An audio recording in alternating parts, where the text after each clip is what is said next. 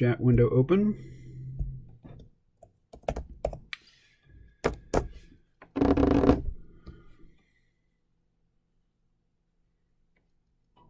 Hold on, we're connecting.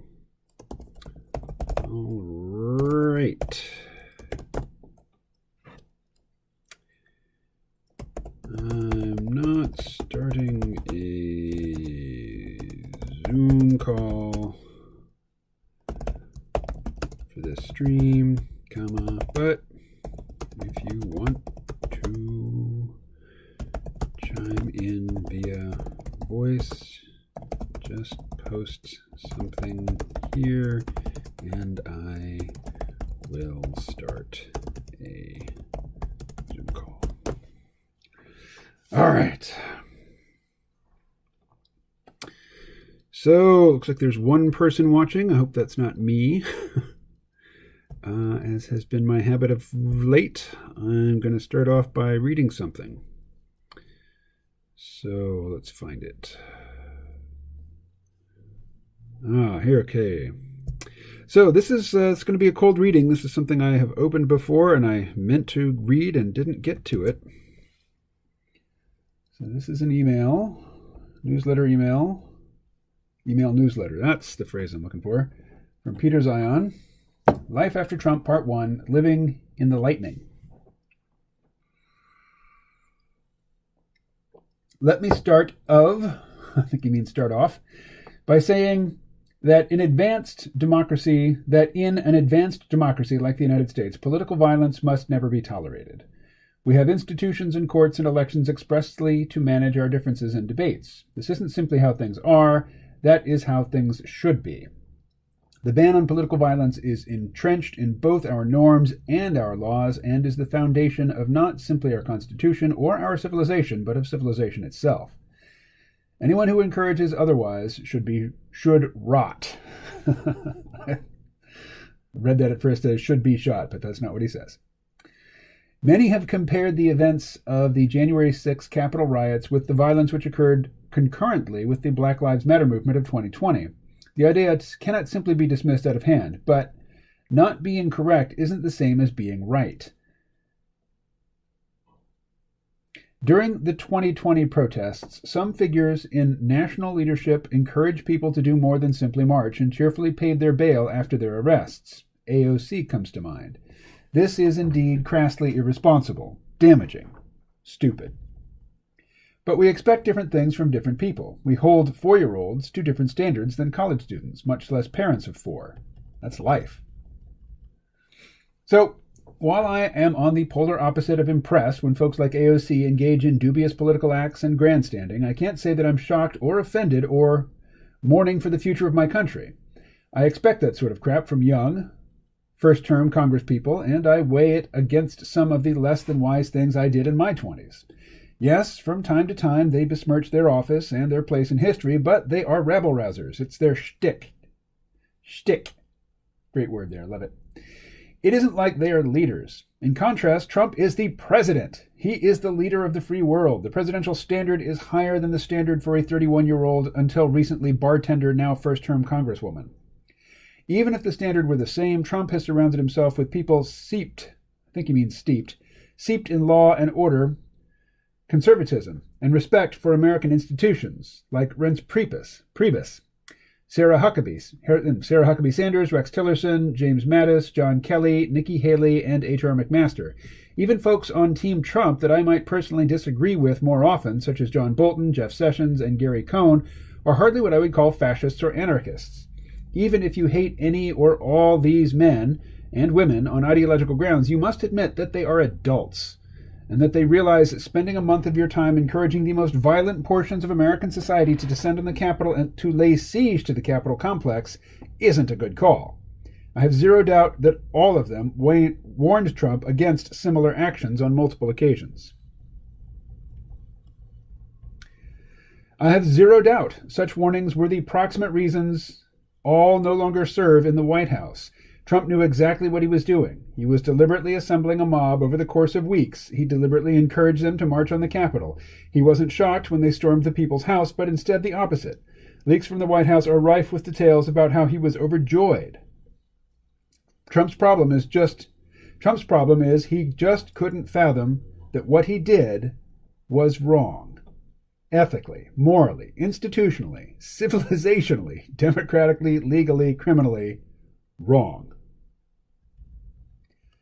Geopolitics has two speeds. The first is glacial. The immutable features of land and ocean, mountain and plain, jungle and river shape who we are and what we dream and what we can attain, what we must try, how we succeed and how we fail, but not necessarily today. The forces of geography and democracy rarely play out in years. It is more often decades. We always live in the shadow of geopolitics, but we can and do and always will mold the short term to our will. The second speed is lightning. We can live, we can build, we can fly, we can fight, we can rage against the dying of the light. But no matter who we are or what we believe, the forces of geography and demography will always win out in the end.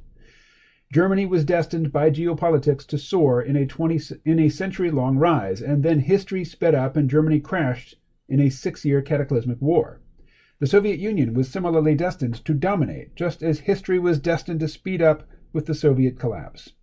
I'd argue we are approaching the end of China's time in the sun, and very soon history will speed up and plunge the Chinese into a long, horrible dark. The world is messy. The world is a messy, often violent place. Wars over this or that patch of land or this or that resource have dominated all of recorded history. Until recently. After World War II, the Americans crafted the world's first true global order, wielding their unparalleled military in a manner that enabled all countries to participate in global trade without needing to protect their production, their citizens, or the ebb and flow of materials and goods shipments. We did it to purchase the loyalty of the Allies to fight the Cold War, but the American rationale hardly prevented the strategy from transforming our world. This order is all most of us know. It is responsible for everything from peace in Europe to mass immunizations to the device that you are reading this series on. But make no mistake, our world is new, our world is fragile. But above all, our world is artificial, and it bears absolutely no resemblance to the rest of the 6,000-year saga of human history. We are able to live in our world because the Americans have been holding back the glacier, preventing the world from reverting to its long norm. But for the Americans, the globalized world is little more than a side effect of a war that ended 30 years ago, and holding back the glacier is hard. Geopolitics always wins in the end. The glacier always lurches forward into lightning. The longer we hold back the glacier, the more furious the lightning, and the Americans have been holding back the glacier for 75 years. I'm not sure precisely what I'm expecting to achieve with this series. An end? A beginning?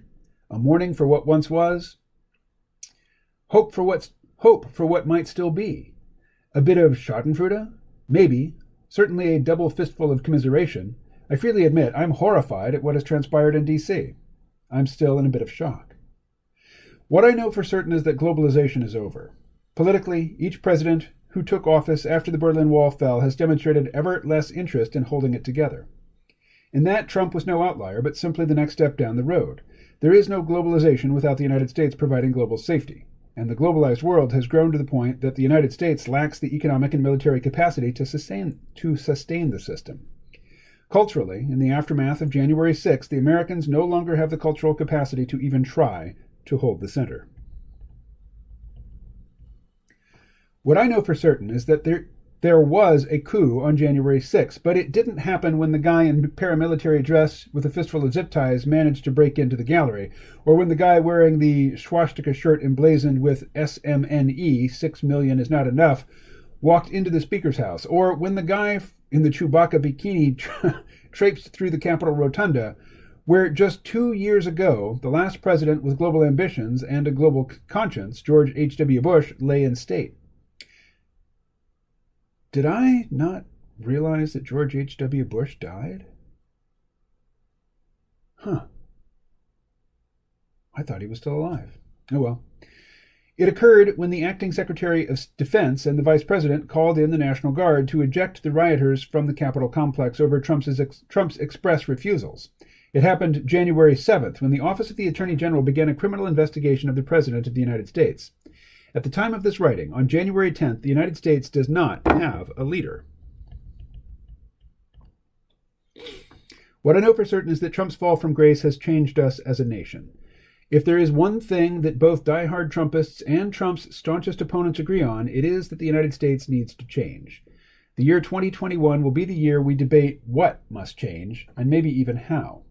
This year will be about groping our way forward, about deciding what we want our political parties to be, about the role of technology in society, about law enforcement, about disease, about inequality. This is the year we debate both what America is and what it should be. That's a big plate of stuff to chew through. I have little confidence we'll finish it this year. Which means the United States is utterly incapable of dealing with the world in any meaningful way. What I know for certain is that I'm going to try to keep my personal politics out of this series. I'm going to attempt to avoid dancing on graves or crying in corners. I'm going to attempt to avoid falling down rabbit holes on topics ranging from violence in society to the First Amendment to Congress to the American political system. I'll try to point out when analysis veers into opinion. I'm pretty sure I'm going to fail here and there. I will try to act like I'm not on Twitter. I'm pretty sure I won't bat 1,000 on that either. And that's because I know one more thing for certain. We are not simply in a time of transition, from globalization to something newer or older, from Trump to Biden, from calm to chaos. The glacier of history has broken free. We are living in the lightning. Coming soon, Life After Trump Part 2, Searching for Truth in a Flood of Freedom. All right. There you go. I see there is something going on in the chat. Who dat? Hey, it's Benarubber. Oi. Did you hear all of that, Benarubber? If not, I'll post. Yeah, here's a link. Life After Trump Part 1. There we go. So I'm going to put this in the chat.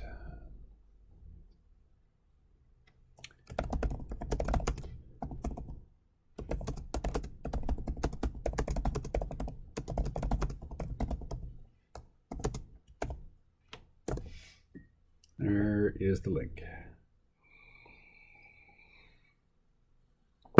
All right. Anything else?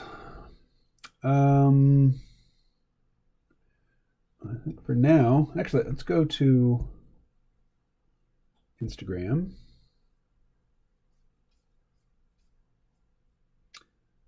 And let's look for something to draw. I followed some nice new accounts today.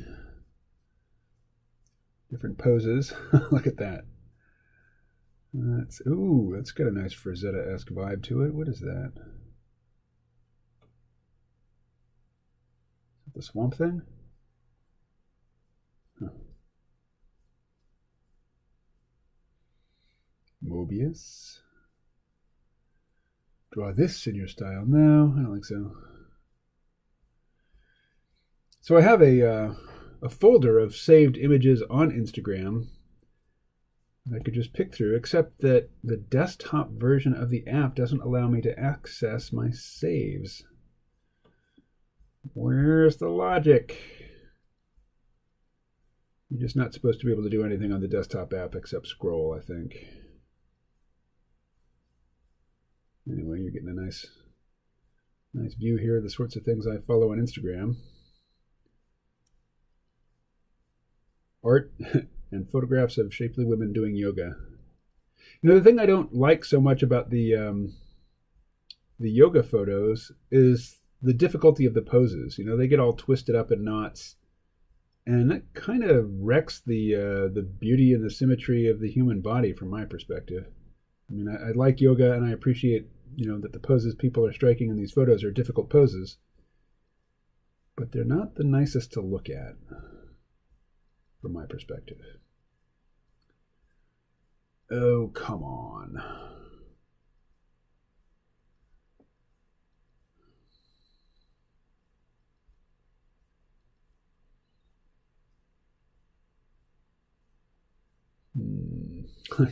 That. I'm impressed. I don't want to draw that, though. What account is that? Pachu Torres Art.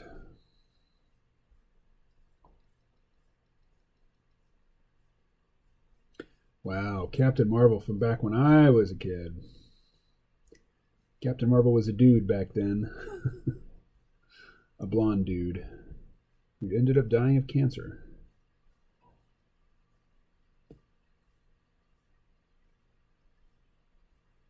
That was a Jim Starlin story. Let's see, what do we got here in the chat?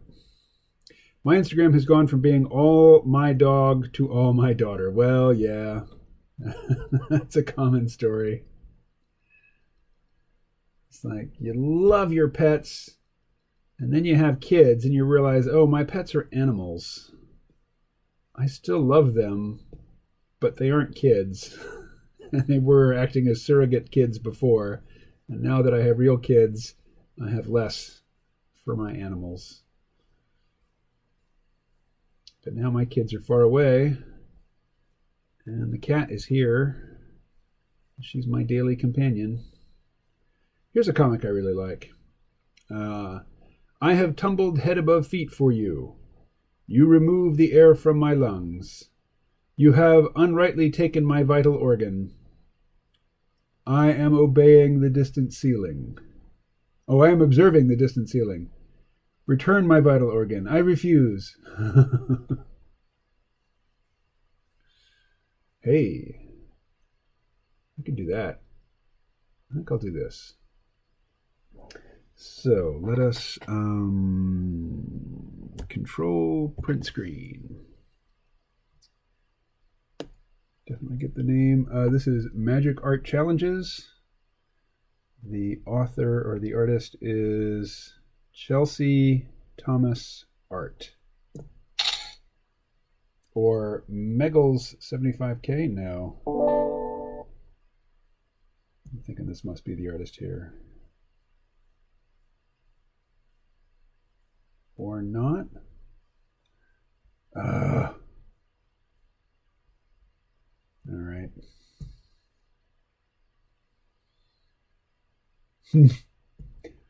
Or I could draw this. Batman with a lightsaber. Or I could try this again. I think I'll try this again. So where's the original? The original is this guy. And it's that.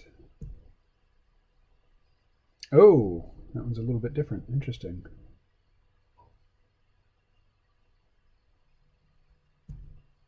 Because over in the Draw This in Your Style challenge, he's put her in black. Is it the same otherwise? I think it is.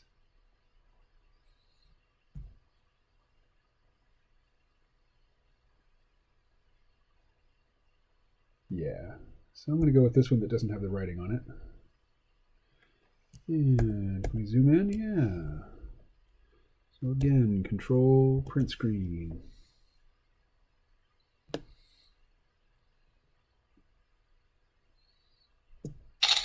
There we go. All right, and I'm just going to open Fresco long enough to close it. Close, please. And then let's just go to Clip Studio Paint.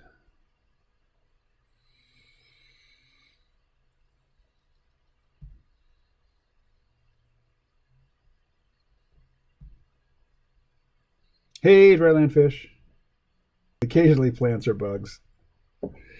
If I had a dog and you were following me on Instagram, you'd think my dog was your dog. You'd see so much of it. But I have a cat. She's not very photogenic. All right. Sorry, kitty. It's true, though. You're very agreeable. You're an agreeable presence, but you are not very photogenic. All right. Koala Harris, you are dismissed. Yeah, better save.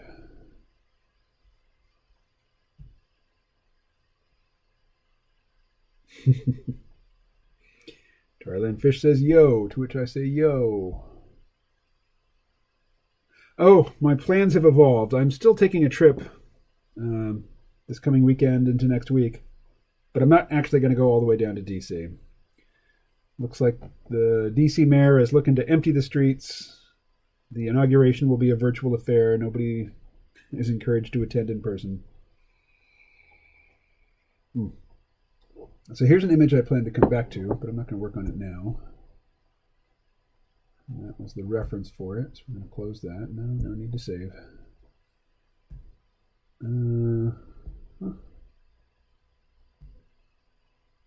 Alright, you're dismissed.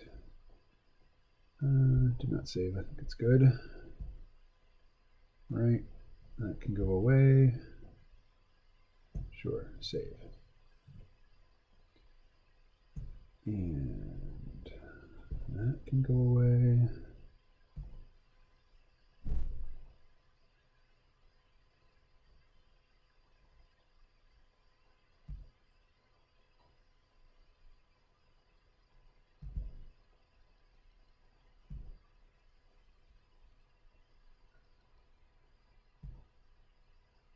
All right. Well,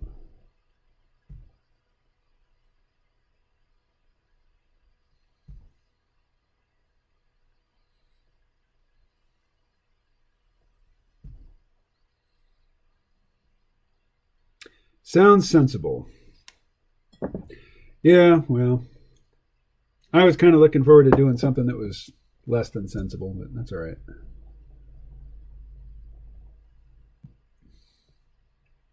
I don't have to see the craziness to know that this is a crazy place and a crazy time.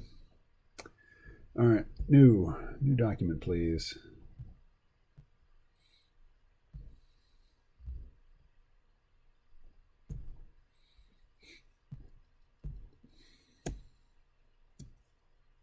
Draw this in your style.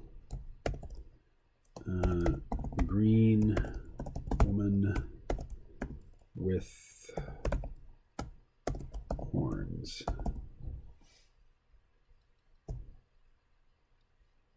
Wow, that's big. All right.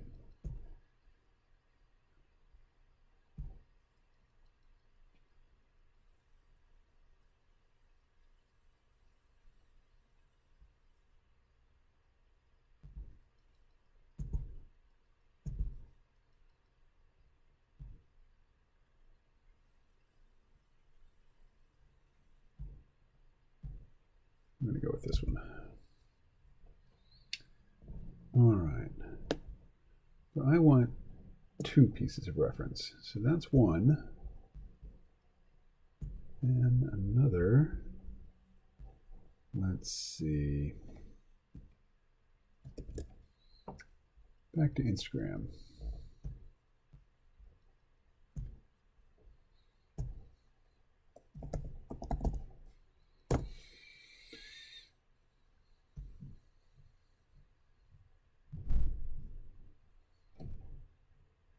How about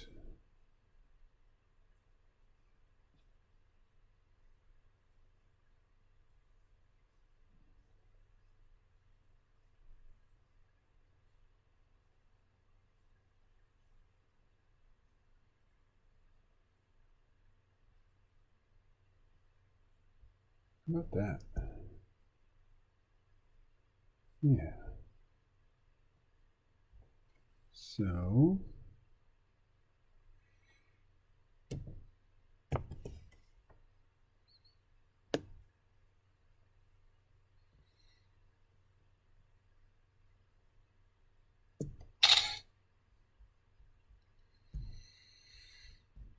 all right.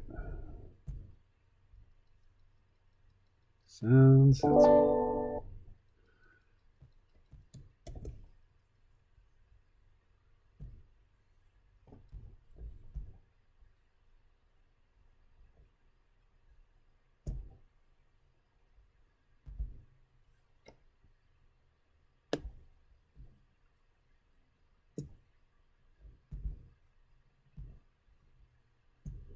There we are. All right. The glove is on.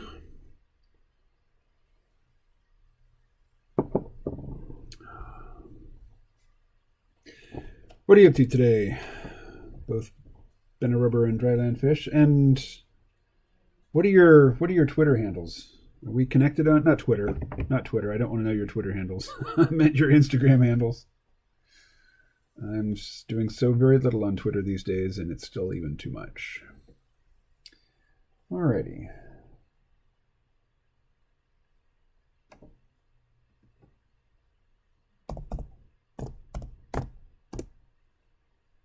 So I just typed what some people consider to be a bad word. Trace. What was the... Oh, it was Chasing Amy.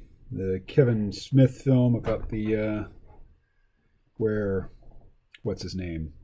Ben Affleck plays a comic book artist. A male comic book artist who falls in love with a lesbian comic book artist. And it being a male fantasy film, the lesbian falls for him too.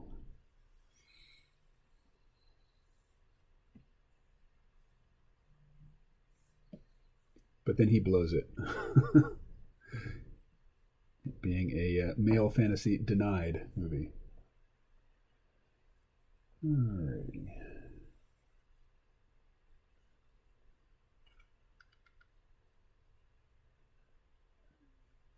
But Jason Lee, I think, is the actor who played the inker.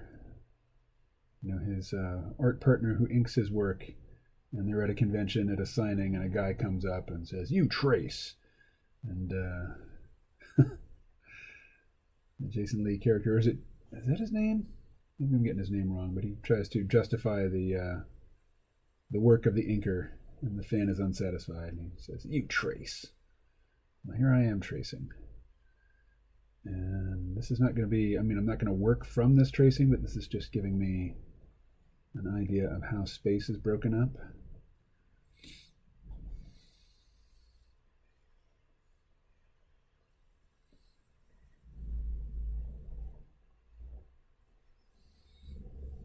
All right. So now let's drag this tracing down here. Yeah. Okay. So let's shrink it.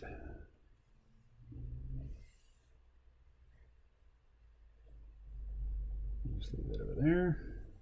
All right.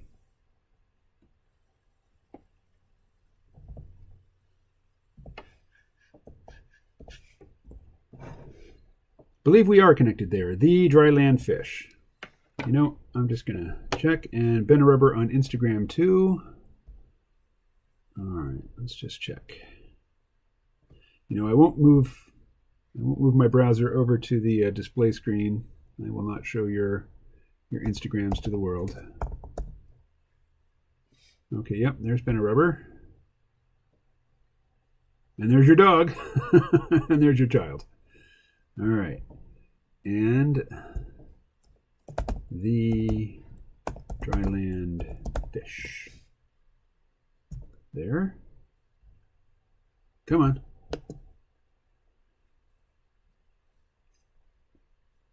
And I don't see an option to follow, so I guess I'm already following you. And I recognize pictures of your dog in the snow. Your dog looks very happy in the snow. All right. Now, enough self-distraction. Let's move on to the drawing.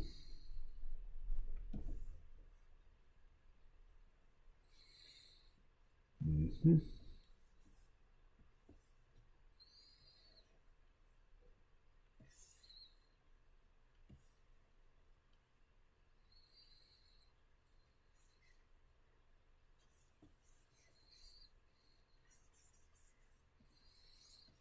So you cannot see her torso at all in my reference image, and yet that's what I start drawing first. Let's see, but actually let's start with the spine because it's more up and down than I had it.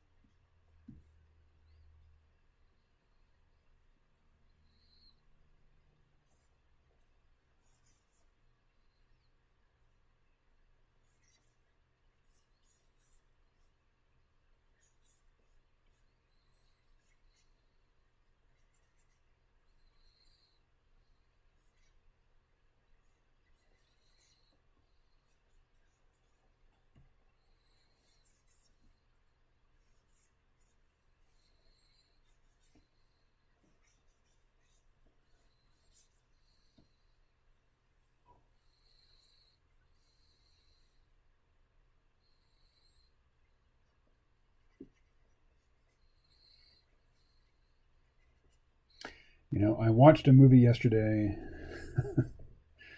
that I'm I'm still like struggling to believe that I even watched it. But it was actually enjoyable.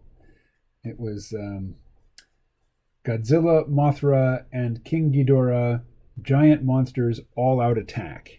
Was the name of the film. And it's one of the fairly recent Japanese, Toho Godzilla films. When I say fairly recent, I mean maybe in the last 15 years. Let's see. Giant Monsters All Out Attack. 2001. So it's just a 20-year-old movie that I think of as being fairly recent. But in it, Godzilla is the villain, and Mothra, Ghidorah, and some other lesser-known, Godzilla kaiju whose name I can't remember, team up to defend Japan from this rampaging Godzilla, who is supposedly possessed by all the spirits of the humans who died in the Pacific in World War II. And one of the characters, who's a military man, says, well, weren't the people who died, didn't they die defending their homeland, Japan? Why would Godzilla come to attack Japan? And his daughter has to tell him, most of the people who died in that conflict were not Japanese. They were the people that the Japanese were attacking. That's why he's coming to attack Japan. And in it, Godzilla was a pretty cool looking, Godzilla suit. But the eyes were just this sort of milky white. There was no pupils, just very dead-eyed. And Godzilla he was just a force of destruction, and he was, seemingly going out of his way, not just knocking down buildings, but killing humans. Just being really, really bad guy-ish about it.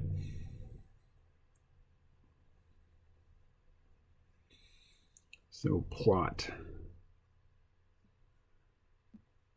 Baragon. Baragon's the other monster. He's a kind of a cute monster. Anyway, so yes, I'm connected to the both of you on Instagram. And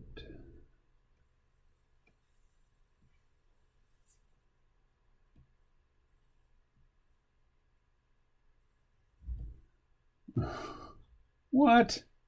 What did I just do?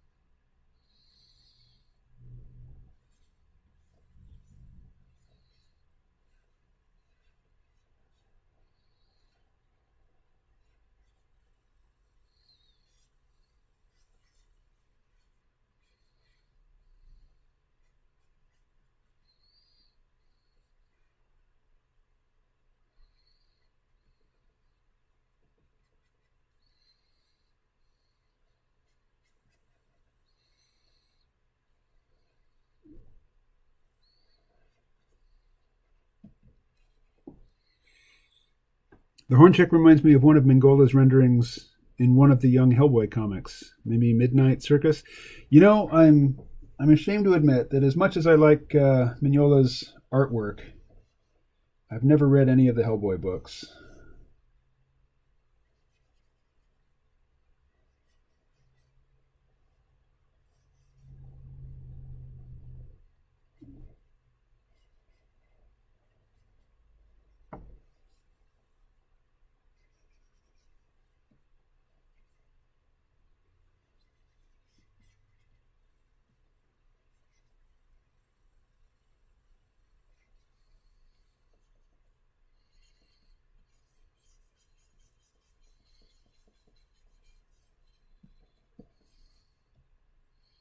All right. Let's have a look at that hand. Let's just study that hand for a sec.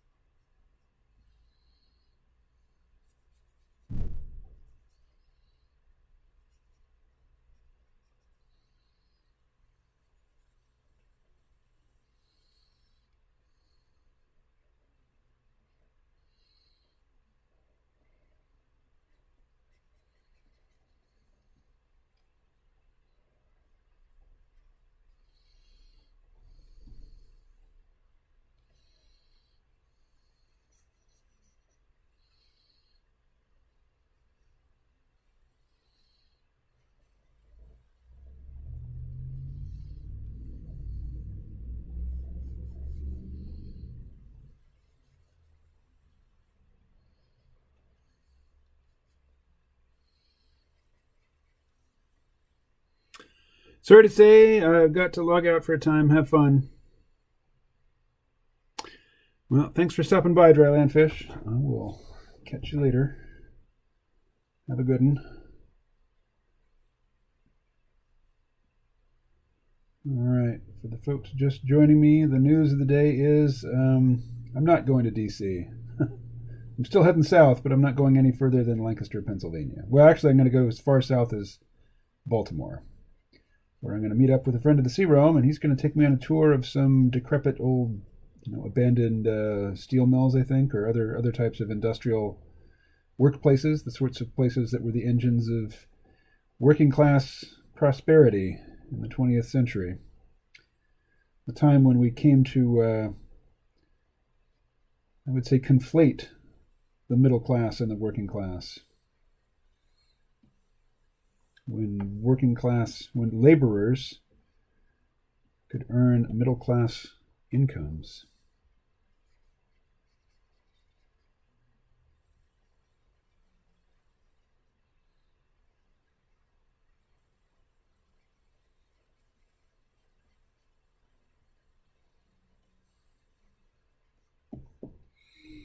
Hello, Parker. What up, man?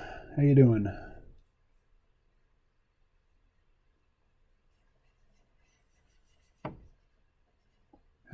How's it going?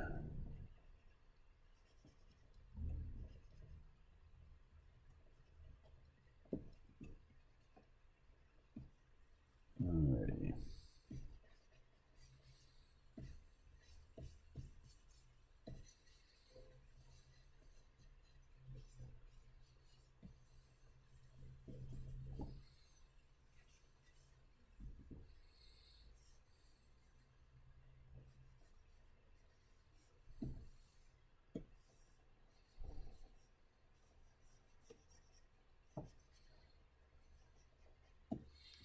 She's wearing this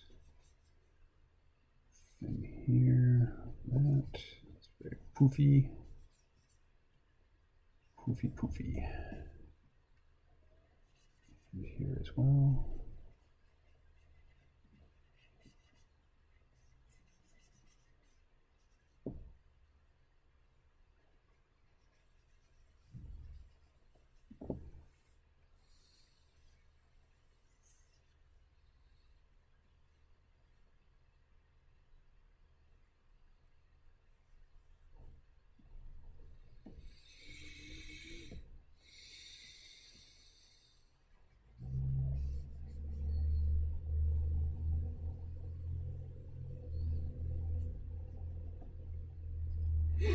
Industrial wastelands. Those are fascinating. JMG had pointed out that the middle and working classes are separated to me in his recent blog post.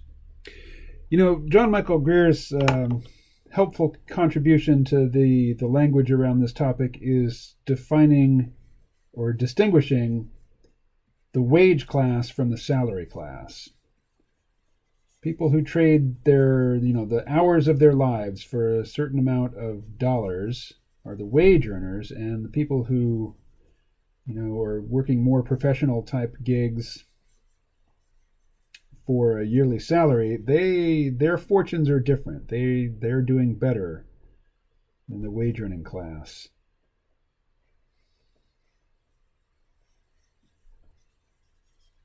All right.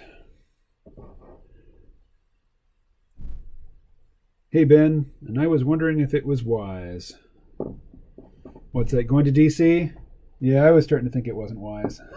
I could certainly pick up on the discomfort that I was sensing from people that I was telling about my trip. Particularly my mother. She wasn't as dead set against me going to DC as she is against me moving to the Philippines, but she was not sounding very pleased with the idea.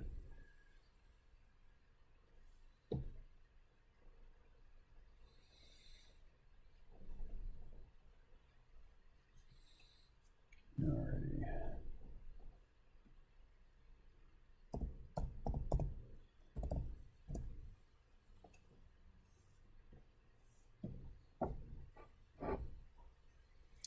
There's an area I like to visit near me that is the site of an aqueduct project for the Erie Canal. The nature all grew back, so it's sort of a simulation. Do you have any photos?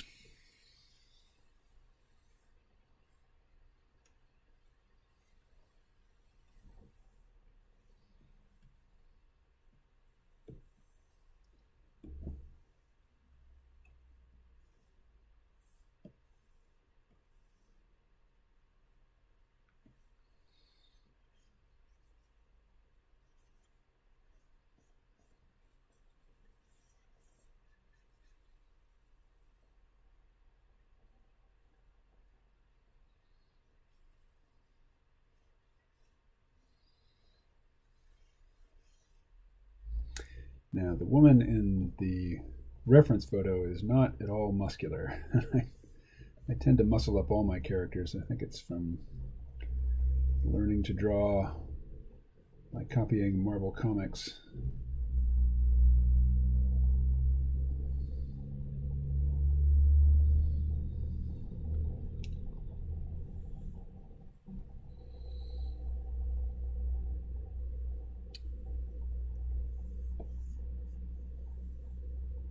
All right.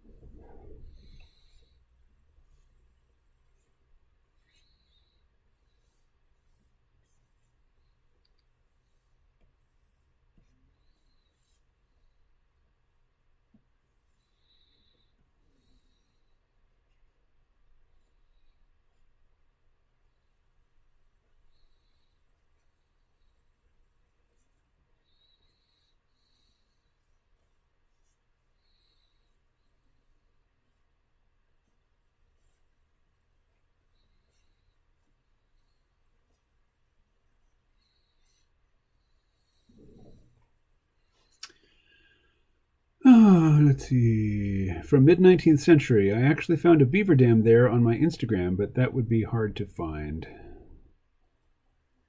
That would be an old beaver dam. Yeah, petrified.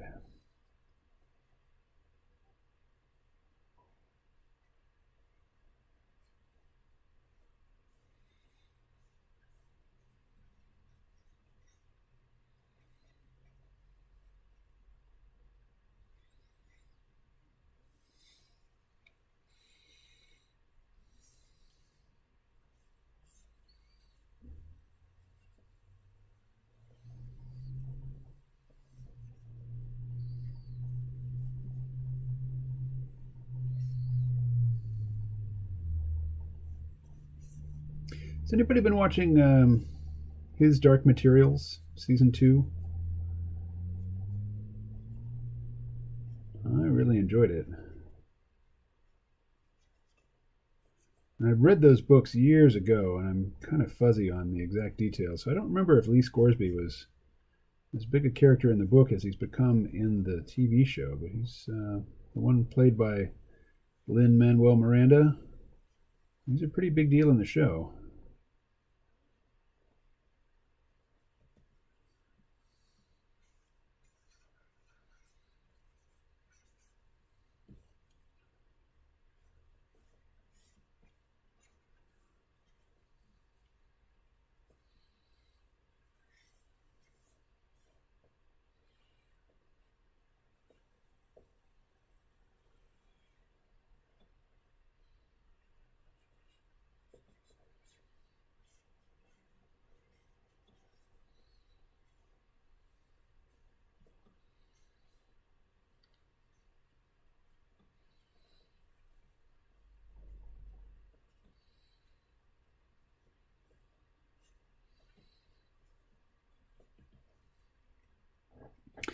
Nope. Let's see. I have not watched it. I watched the first couple episodes of season 1 and stopped.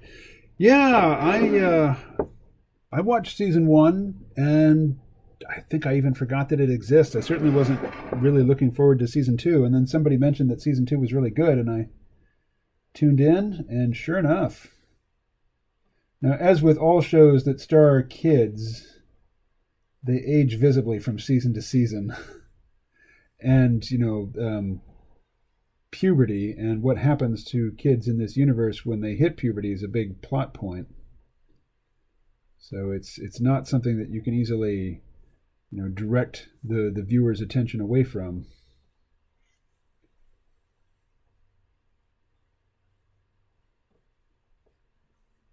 But the actress they got to play Lyra is quite good. As I was reading the books, and I read them aloud to my at first she was my girlfriend, and then she was my wife, but I read them aloud to somebody. I always pronounced her name as Lyra, so it took me a while to get used to hearing Lyra.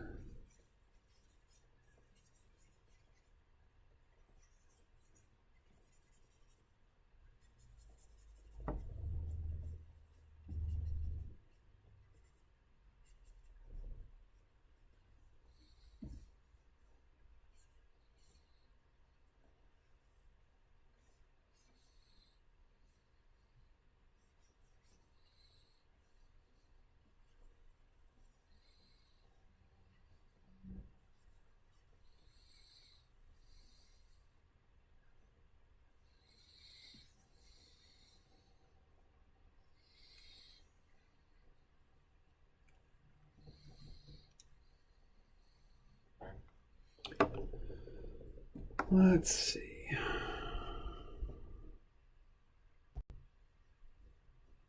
This is a dangerous thing for me to do, and I've forgotten already why I did it, so I'm getting out of it. I popped over to my email for some reason, but now I can't even remember what I was looking for. So, there's always something to find in the email. If one is looking for distraction, it's always there. I thought of an analogy I was thinking of talking to you about. Oh, well, type it up while I get some coffee. Unless you want to, if you want, I can start a Zoom call. If you want to do it by voice, let me know.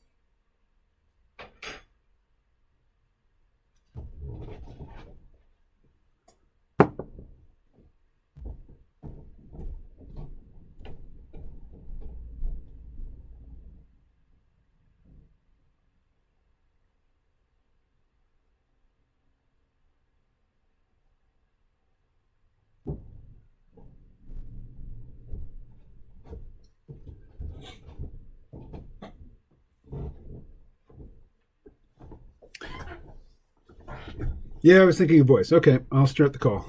Give me a sec.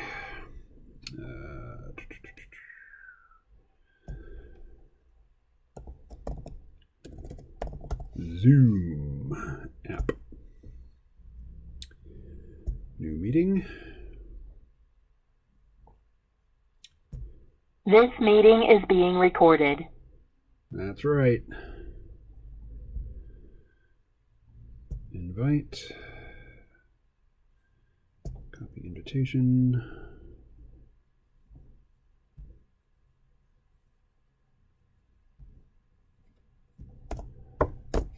There you go.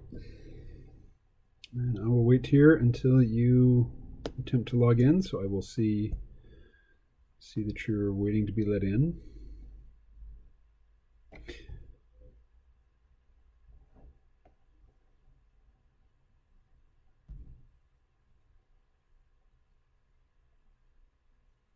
Admit. All right. You're in.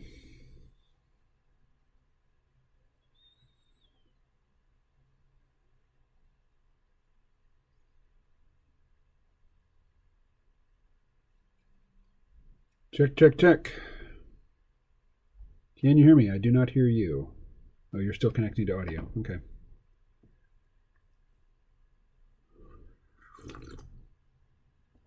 Only 45 seconds behind, Ben Rubber. You're doing well then.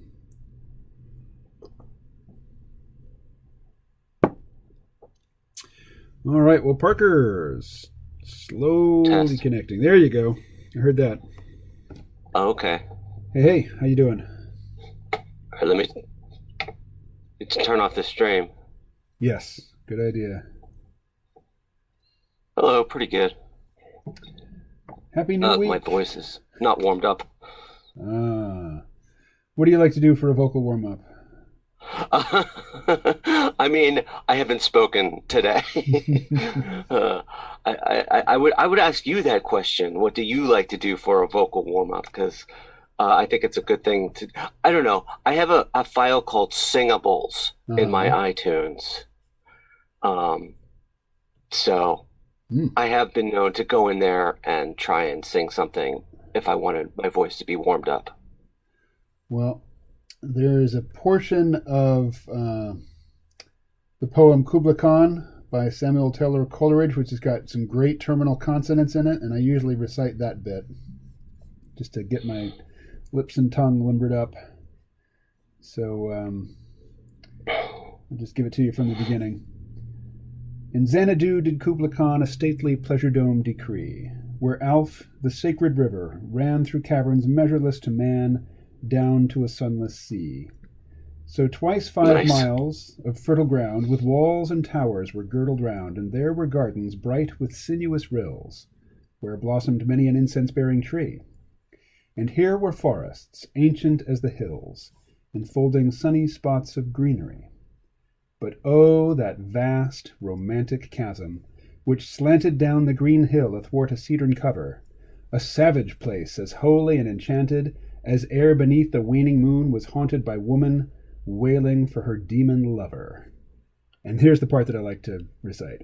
And from this chasm, with ceaseless turmoil seething, as if this earth in fast, thick pants were breathing, a mighty fountain momently was forced, amid whose swift, half-intermitted bursts huge fragments vaulted like rebounding hail, or chafy grain beneath the thresher's flail. And mid these dancing rocks at once and ever it flung up momently the sacred river. 5 miles, meandering with a mazy motion, through wood and dale the sacred river ran, then reached the caverns measureless to man, and sank in tumult to a lifeless ocean. And mid this tumult, Kubla heard from far ancestral voices prophesying war. The shadow of the dome of pleasure floated midway upon the waves, where was heard the mingled measure from the fountain and the caves. It was a miracle of rare device, a sunny pleasure dome with caves of ice. A damsel with a dulcimer, in a vision once I saw. She was an Abyssinian maid, and on her dulcimer she played, singing of Mount Abora. Could I revive within me her symphony and song, To such a deep delight 'twould win me that with music loud and long I would build that dome in air, that lovely dome, those caves of ice. And all who heard should see them there, and all should cry, Beware, beware! His flashing eyes, his floating hair, weave a circle round him thrice, and close your eyes with holy dread, for he on honeydew hath fed, and drunk the milk of paradise. And now I am warmed up. I listen to people, and it seems like it's easy to talk and articulate. And then, I try and speak or record something, and there's a bunch of ums and and likes and pauses, and it sounds very much worse than, what I was listening to.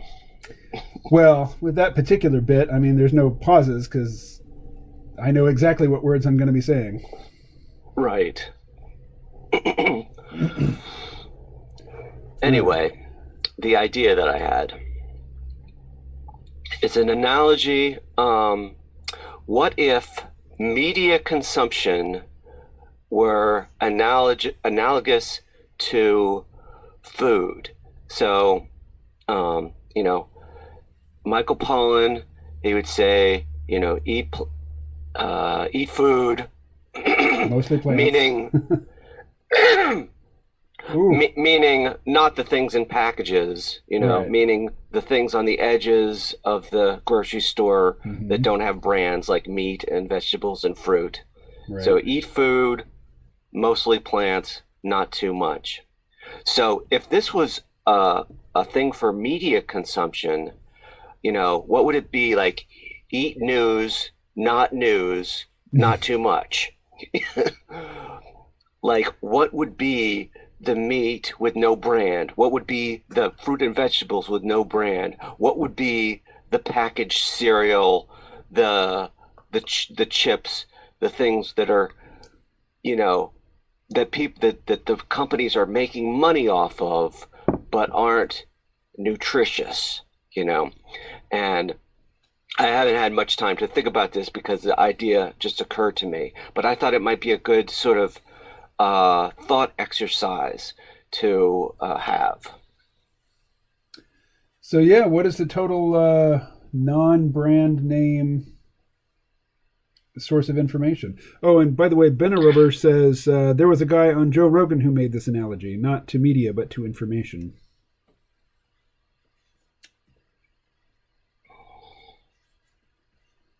So, well, what are your notions? What are the what's the totally generic news source? I think that information a lot of times that you can't make money off of. So maybe the packaging is opinion or bias. So say an event happened. A large bomb blows up in Beirut. That's like, that's what happened. That's basically it. That's the unbranded thing. But all of the who did it or what happened? What are we thinking about it? In the absence of more information is like the packaging. And I also think that there can be, so with food, you can binge on crap food. You can start eating a chip and then you can just eat the whole bag. I sure and can. I think that let me tell you. Maybe for like there are certain situations like this whole Capitol Hill thing, like a hurricane, where you just want to binge the news, but there is very little news. And I mentioned this before. So it's like you keep wanting to eat it, but that's what and then they have commercials there. So they're making money off of that. So how do you get the information without feeding the monster? Maybe it's just not too much, and then trying to have a variety. But I think that if the idea of binging is seen as unhealthy, but with news, it's not. It's like there's no idea, everyone all of a sudden is watching. Now, the whole incident on Capitol Hill, I think that was somewhat different in that as you were binging, things were actually changing and new things were coming up. So that's like way different than it is most of the time when you're like, oh, a hurricane hit Louisiana. We don't know anything. There's no information coming out of it that we can really get. Information will actually come about like days later, but you keep watching anyways. But on Capitol Hill one, it was a little bit different. Now, more stuff has been trickling out, but on that day, it was not totally static of like, okay, the people went in there and we're going to have like 18 people talking about opinions of what might this mean, what might they think, without anything else, On the day of the Capitol Hill riot, I tuned into Al Jazeera.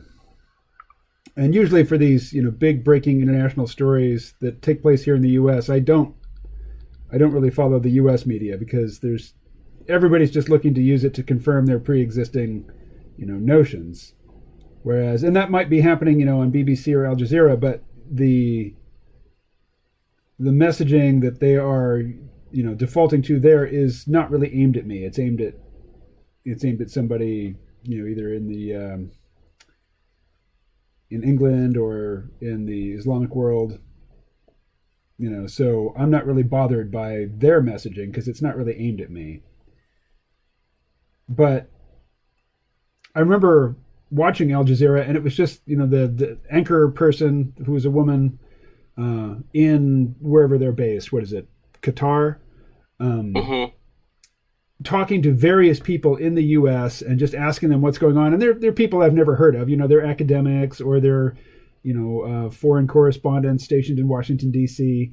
And the interviews went on for a very long time. They're just looking to fill space because this is the top story and it's going to be the only thing they talk about, for an hour or so. And so they have people on who aren't really proximate to the situation. They're just, commentators who are comfortable talking on TV. And I found it to be really low information. And yet I was still kind of not glued to the tube exactly, but I didn't change it. Right. I let him ramble on for a very long time and got very little out of it. You did the binging thing that tons of people were doing that day. And you just have to say, hey, we're not going to know anything really substantial today. It's going to take at least overnight to put the pieces together. So I should just tune out for a while and pick up the story later. But it's hard to do. It's hard though. You just want to keep like, what if something happens and you miss it, Yeah. But if it's huge, if it's historic, you can't miss it. Right. You might miss it in real time in that instant, but so what? Let's see. Ben says, I would say local information, smaller scale, more real, or even mundane. Yes. Information that isn't as sparkly, but is crucial for you to be informed and participate in local community matters. Yeah. Local information is a piece of the varied diet that you should be eating. As somebody who filmed local municipal meetings for years, they can be very low information as well. It's just very low information, but personal and local. But, not personal to me, personal to the people arguing, people who have known each other since high school, and here they are 40 years later, and now they're on, the select board or the board of trustees, and they're still hashing out disagreements that they had about, prom or whatever. Well, the actual meeting is drawn out and long, but hopefully you can one can get a brief report from someone who was there and have that as, one piece of your information. So actually, you've just hit upon, I think, something that's huge in terms of our information overload, but not really knowing anything. It's a problem that we have right now. And that's it. When I go to these meetings, I'm there behind a camera and I'm recording the whole thing. But there's also a reporter in the audience for a local newspaper. And most TV news stories in the 20th century started out as newspaper stories. And, most of the investigative journalism going on was, started in newspapers. And now newspapers, they're folding left and right. They're really struggling to find a way to, stay relevant and stay solvent. And so the people that used to feed off newspaper reporting, for the basis of their stories, they're now having to just make up their stories with a lot less original information, a lot less research. They're just more seat of the pants, more speculative, more opinion based, more just throwing red meat to their subscriber base. So while there's so much more media than there used to be, there's a lot less paid investigative reporting going on. And so all of the media, all of the different media outlets are really impoverished in terms of the information they have to work with to put their presentation together. And so, they fill the void with heat. Ben is commenting, I tune into our local city council's meeting, available every week digitally a couple times a month. Man, I've been to some of those meetings, and oh my God, it's such a slog. At least locally here. PBS had an old man, Dan Rather, on. It felt like an obvious effort to help people feel some of the past. People associate him with non-turbulent times. Of course, it was turbulent back then, too. Yeah, they associate him with the Vietnam War. I mean, come on. Their meetings are more like background ambience, and every now and then there's something you're glad you heard. Yeah, I should start watching the planning meetings locally.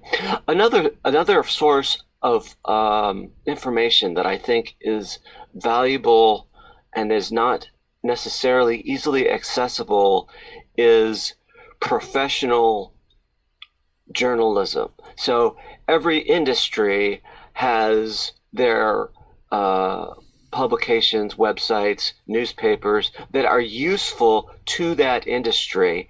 And it's, needed information, and it's not like I think it's more often that they're not trying to confirm their own biases within a professional type of journalistic setting for an industry. So I think that would be a good source of information, sort of. But the problem is a lot of it isn't relevant to the general public. But here and there, it probably is. Can you give an example? Okay, an example. Let's see. First thought is like get the industry publications for. Oh well, I'll go to what my former work was. With there was one thing called Woodshop News, and it talked about new machines and new techniques and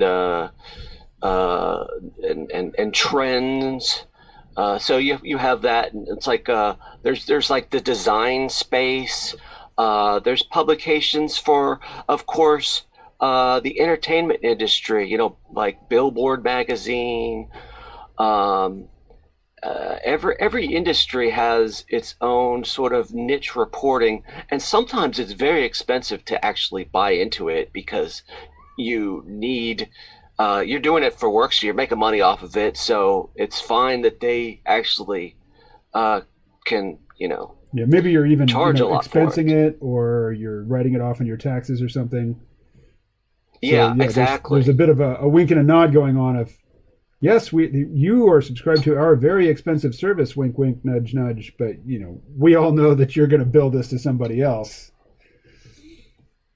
That's kind of what's got us into so much trouble with, medical care, is the idea that you as the patient aren't expected to pay out of pocket except maybe a copay or something. It's really all going to be billed to insurance, and then the insurance companies are going to negotiate of how much of that bill they're actually going to pay. That would be another sort of, I'm sure that doctors, nurses, hospitals all have their own professional publications, and all are mostly hard to figure out for the layperson, but occasionally have articles and insights that are real news that would be really interesting to people. Yeah. You might have to strip away the nomenclature. Ben Rubber says, we're pretty lucky here in Auburn, still having a local newspaper, The Citizen. Yeah, we have multiple local newspapers here. And one of them, The Shopper, is the one that covers the meetings that I used to shoot video at. And it gets delivered into everybody's mailbox, whether they ask for it or not. So, local news piles up over on my bookshelf, and when the stack gets high enough, I throw it in the recycling and take it out. And then once in a blue moon, I'll glance at the above the fold stuff on the front page.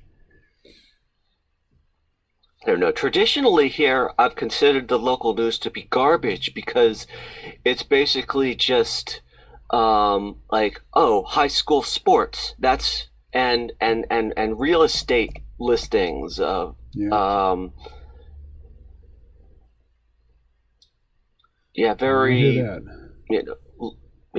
dismissible, and even with a local newspaper. I can't and then I get into the habit of not looking at it at all.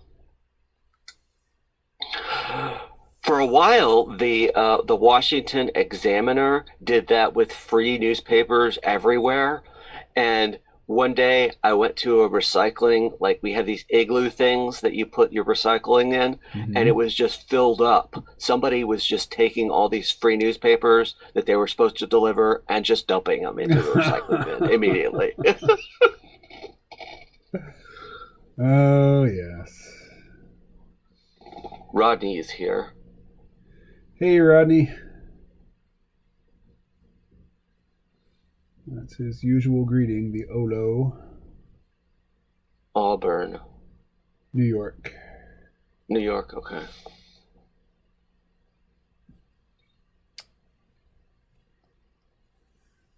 Let's see. There we go. I think the other problem with binging is that, like with food, you're binging something with low nutritional value, sugary, fatty. It's replacing healthy things. So while we are binging, I was just looking at the Washington Post front page this morning, and it's mostly all about the Capitol Hill and the fallout from it. And it's there's other stuff happening in the world.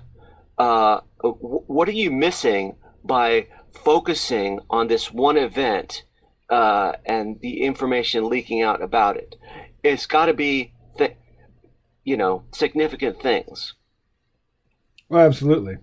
Every time I hear the story about how Pentagon officials admit, they've issued a press release saying they admit that they've had contact, or they know more about UFOs than they're telling us. I always dismiss that as a distraction. It's okay, what is it that they don't want me to pay attention to, that they trot this stuff out? Hey, did you hear that in the most recent relief bill / omnibus, there was something that says that the military has to release information about UFOs in, some 90 days or something like that? No. Yeah. Was that in the National Defense Authorization Act? Probably. Let's see. I'll just type in UFOs and go to news. I'm vaguely interested in the whole topic of of UFOs, and I'm totally interested in the topic of alien intelligence. But okay, CNN, U.S. intelligence agencies have 180 days to share what they know about UFO, thanks to the COVID-19 relief and ... Huh. Well, go ahead and click on that. What's beyond the ...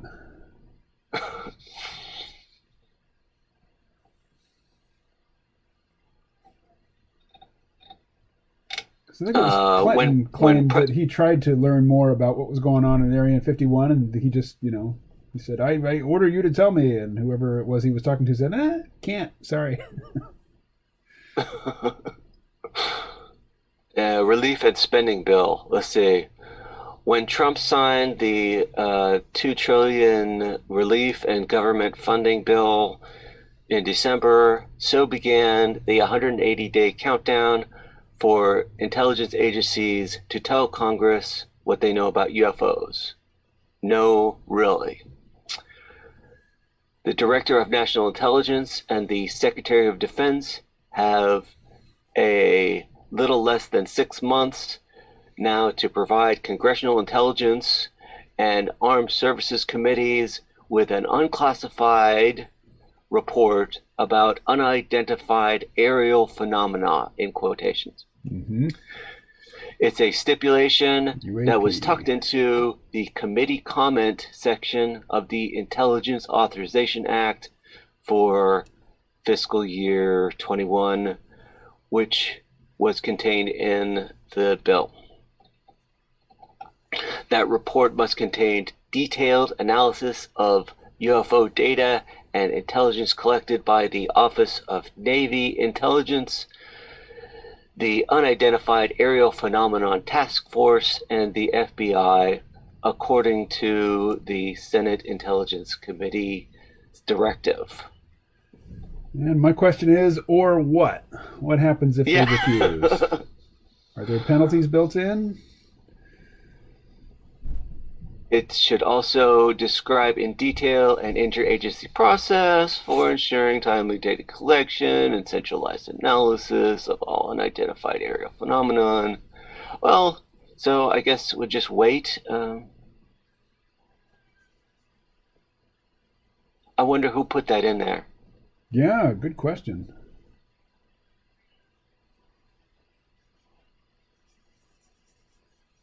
Yeah, it just goes on to it should assess where any of the nation's adversaries could be behind such activity. Maybe it's Russian UFOs.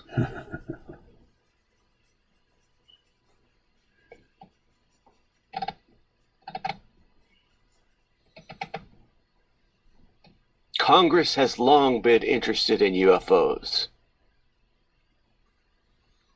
The Pentagon released 3 short videos in April. Did you follow that? No. I think I saw a headline showing unidentified aerial phenomenon, clips that the U.S. Navy had previously confirmed. And there's a hyperlink to the videos that I'm not clicking on. The videos, one from 2004 and the other 2 from 2015, show what appear to be unidentified flying objects rapidly moving while recorded by infrared cameras. 2 of the videos contain service members reacting in awe at how quickly the objects are moving. One voice speculates it could be a drone. It's still unclear what the objects are. There's no consensus on their origin. Some believe they may be drones potentially operated by earthly adversaries. Yeah. There's a task force. I've seen those videos. I mean, there's so little information in them. You can't see very clearly what the objects are. It's like the Bigfoot blurry photo of UFOs, maybe.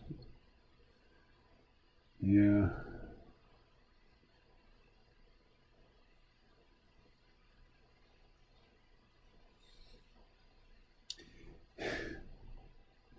There's this notion that the truth about UFOs has to be hidden from the people because the people will freak out if they knew the truth. But with all of these disclosures, the public's reaction is mostly just a shrug. It's like, yeah, whatever. Let's see. These lips. They're not landing on the White House lawn. Yep, and why would we expect them to, really? Because that's what happened in the movie. What, the day the Earth stood still? Yeah. Did you see the remake with Keanu Reeves in the main role? I did not. It's pretty forgettable, but there's one great scene. There's a scene where Keanu Reeves goes to see an alien who's been living on Earth for, a very long time inside the body of a human, and gets the report from, this operative who's been here for so long. And the report is basically humans are warlike. There's no way, they can learn to live within the limits of their ecology or their ecological niche, and it's hopeless. There's just no hope for them.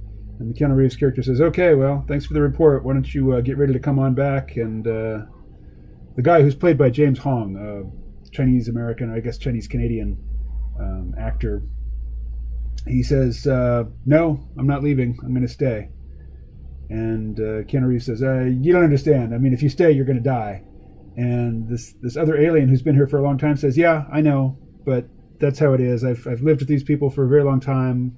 They're warlike, they're barbaric, but I love them, and I'm going to stay." And that's the one good scene in the movie. But it's not horrible. It's not a travesty of a film. It's just, it didn't really need to be made.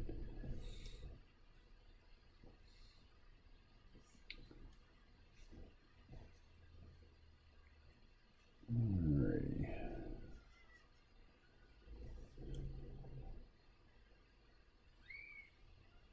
Rodney says, had to get colored pencils. Somebody asked me the other day if I ever draw on paper. I was like, no, not really. Not really. Let's lighten that a bit. Did anyone watch Ben Laser on Joe Rogan? Ben asked. I don't know who Ben Laser is. Lazar? Yeah, I don't know who that is either. Oh, Bob Lazar. I do know who Bob Lazar is. Yeah. Oh, okay. No, I didn't see him on Joe Rogan, and I dare not play it here. I will get busted again. Busted.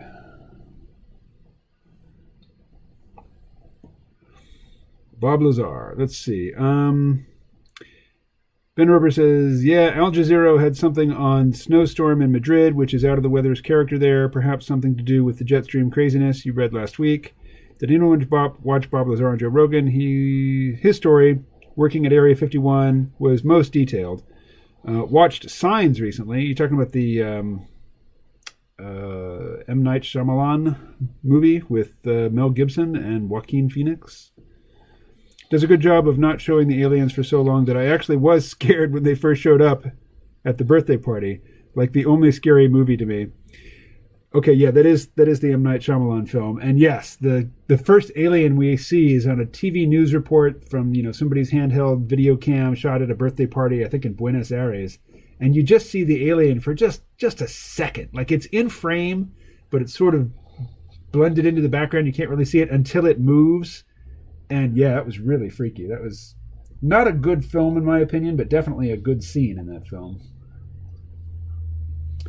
Alrighty, let's get some larger patterns of tone down here.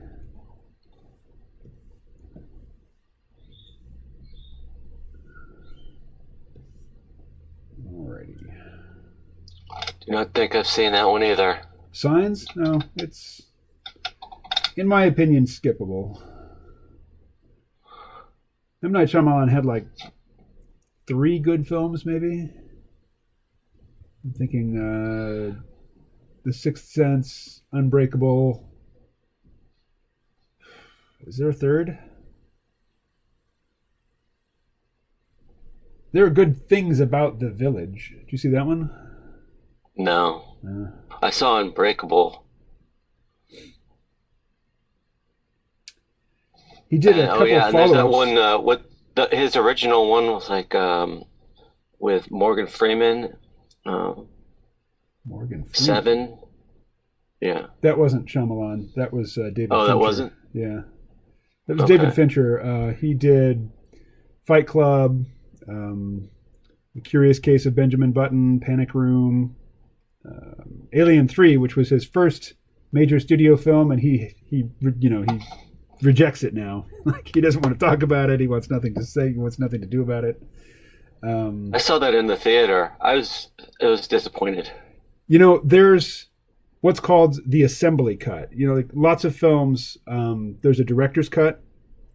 And with Alien 3, he was so bent out of shape by all the studio meddling that he wanted nothing to do with it. So when they invited him to create a director's cut for a multi-disc Blu-ray package, he said, forget it. But people who were close to him said, well, we know what he was going for in the beginning. Let us show you, what he presented to the studio before the studio said, no, take that out, take that out, take that out, and redo all this. And so it's called the assembly cut. Alien 3, the assembly cut. And it's really very good, except for the bits with the alien. Like, it shouldn't have been an alien movie. It should have just been a movie about these religious double Y chromosome prisoners working in some abandoned lead works on some other planet, and a woman drops into their midst. Because that's the really good, interesting, powerful stuff. And then when they have to, incorporate the alien into it, it just turns into this formulaic silliness. Well, I hated the fact that they had to kill off Newt right at the start and just Hicks, to start the story. Off screen. Yeah, that was shitty. Absolutely. No argument from me. And then, of course, my introduction to the Alien franchise and what I only saw for a long time was the second one. I didn't even see the first one for quite a while. So they're like, they're stuck in this place with no weapons. It's like, they don't have weapons? Boring. Gonna be pretty one-sided then. No, so anyway, I was disappointed when I saw Alien 3 in the theater. But now, years later, when I watch the assembly cut, I know it's not going to be what I wanted it to be, so I can watch it for what it is. And there's some cool stuff in that. I would say seek it out. Okay.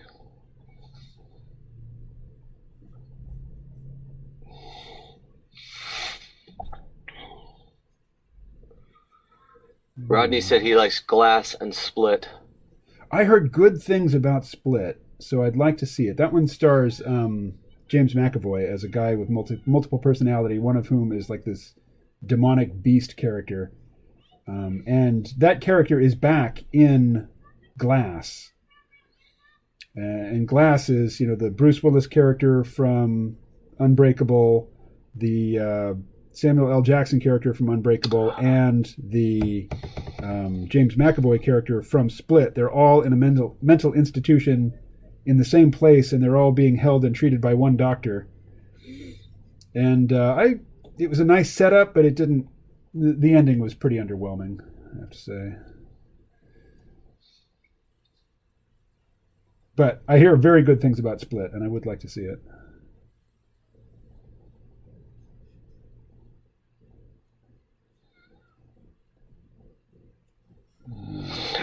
I had this thought. I've been listening to some albums recently, and I was thinking that maybe like movies now might go the way of albums to some extent. That they're just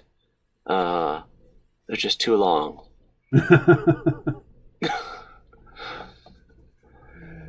I would much rather watch long form TV these days than pay much attention to what's to movies.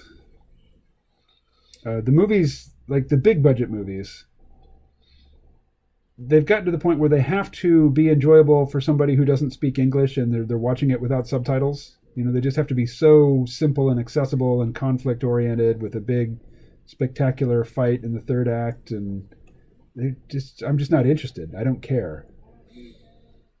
But I'm binging Van Helsing right now, which is this really cheesy, made for Netflix monster, vampire hunter monster show. Uh-huh. And it's dumb. And there's 5 seasons of it, and I'm like in season 3, but I can just, throw it on and watch 2 or 3 episodes at a stretch. And at the end, if I barely remember what I watched, well, there'll be a previously on at the beginning of the next one. I'm just not too worried about it. I'm not giving it much, but I'm not asking much from it. And that's largely where I am with media right now. Yeah, I heard the Recess too, I think. Ben said Recess.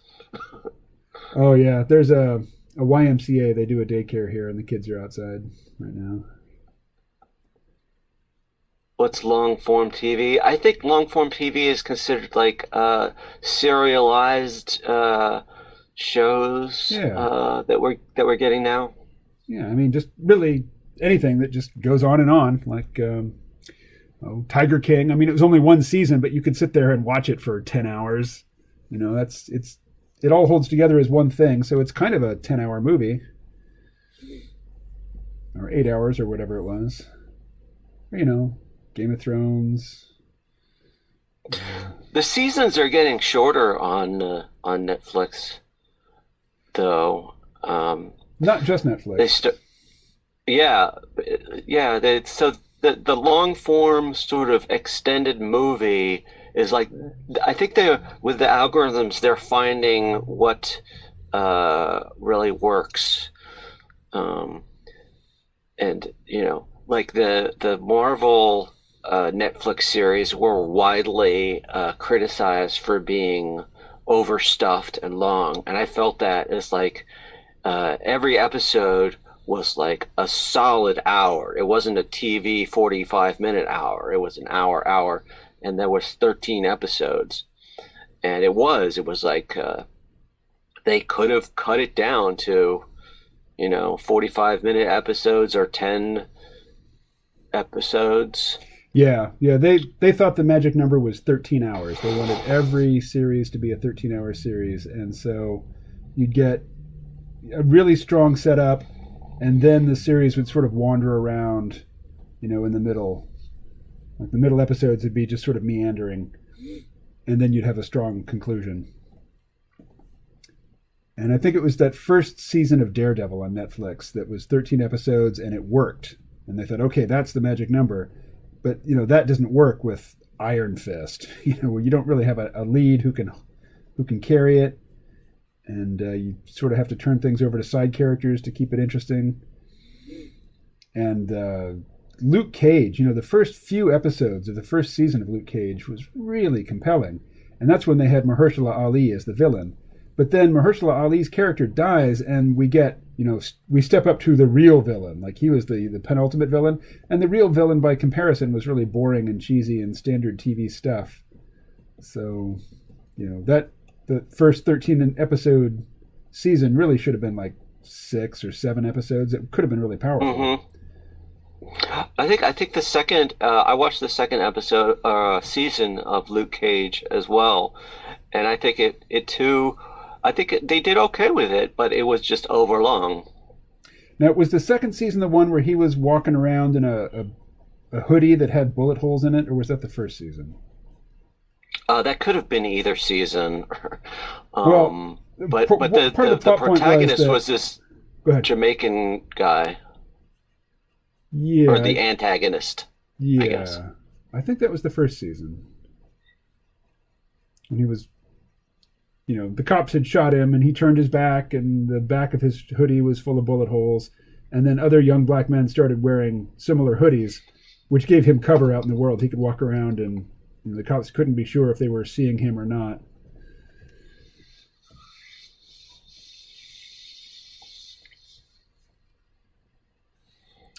I really enjoyed the whole scene with Luke Cage fucking up shit to the Wu-Tang Clan. That was really enjoyed that. I enjoyed the bit where there's a flashback where they show him escaping from the place where he got turned into his superhero self, and he steals a yellow shirt off a clothesline, and he's got these gauntlets on his wrist because that's how he was chained down, and he looks just like the 1970s, comic book incarnation of the character, just for a few minutes.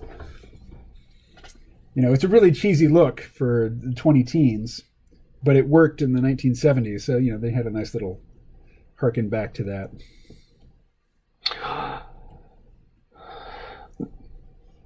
Ben says he loved Rick and Morty. Have you seen that? Oh, fuck and yeah. I said I hadn't, but I just remembered that I did watch some of the first season, and I found it enjoyable, but not to be. I haven't watched more of it, and the fandom is way more rabid than I feel about it. What are you talking about?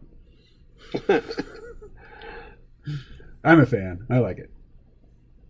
For some reason, it really bothered me that Morty, the lab coat guy, always had a drip of something on the corner of his mouth. Rick is the lab coat guy. Oh, Rick. Okay. Yeah, and it's a parody of Doc Smith, as played by Christopher Lloyd in the Back to the Future movies, and Marty McFly. So it's Doc and Marty changed just enough, so it's Rick and Morty. And it's based on this original short by Justin Roiland, which is pornographic and just crude as can be. It's Rick tricking Morty into giving him a hand job. It's really pretty vile. And somehow that got picked up as a series. But I would probably enjoy it, but I don't know. I tend not to watch animated things a lot of times. I prefer animated things. If something's animated, more a lot of thought went into it. You can just put actors on screen and have them do stuff and then try to find it in the editing. You can't do that with animation. With animation, you need to know where you're going. I did enjoy Castlevania. I watched that finally. Oh, I have not seen that. Oh yeah, that's good and relatively short. It's like an anime style thing, but I guess it was made in Canada or something. Mm-hmm. But it's relatively short and widely acclaimed series. There's an animated series on Netflix that I like quite a bit, and there's 3 seasons of it. It's called Dragon Prince, and it's 3D animation that's been sort of filtered to look like anime. It's rendered to look like hand-drawn cell animation, but it's clearly not. But the character design is excellent. It's meant to be kid-friendly or family-friendly, so it's pretty wholesome. But I don't mind. I don't mind that. That was pretty enjoyable. I don't think about it a lot, but if I see that season 4 is out, I'll certainly watch it. Dunzo Donald said Dragon Prince is beautiful. Yeah, it really is. Hey, Dunzo Donald, I don't recognize your handle. Are you joining us here for the first time? And it'll be a minute and a half before he hears me probably ask that question. But yeah, the character design in particular in Dragon Prince is really, really excellent. The long delay is really frustrating on streams. Yeah, it's there's it should be a little bit tighter. I mean, it's important to have that buffer to smooth things out, so it's understandable. But if it gets too long, it's just ugh. Come on, dude, get over it. That was so 90 seconds ago. All right.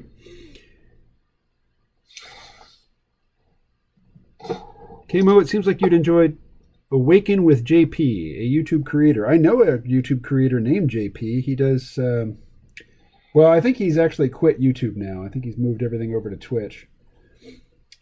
But he does comedic stuff, and he focuses, he got popular focusing on the Orville. doing a deconstruction or basically just a glowing fanboy love fest after every episode of the Orville.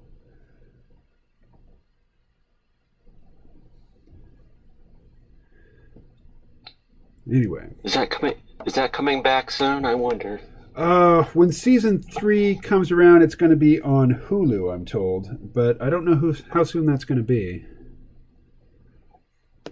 It's a Seth MacFarlane project, and he's not hurting for work. He's got lots to do. He's the creator of Family Guy, which I think is long since past its creative peak, but still makes money, so they still order him. Oh, yeah. This guy, Awaken with JP. Yeah, I've seen his stuff. He's kind of pandering to the new right a little too much for my taste, but yeah, I'm aware of him. I like his performance. I like his personality. I like his style, but his content is just a little too straightforwardly, right-wing resistance, which I'm sympathetic to, but I don't have much appetite for it. Ooh, that's the wrong color. Let's see. How about that?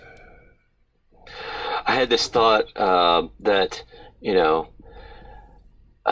about you, and that you have investigated like a lot of different fringe things and sort of sides of things, and I feel like that you have been like too inoculated to various things, so you're just like left out because you like see the flaws in all these different sides, and you're like, oh, I'm attracted to that, and I'm attracted to this, but. Yeah.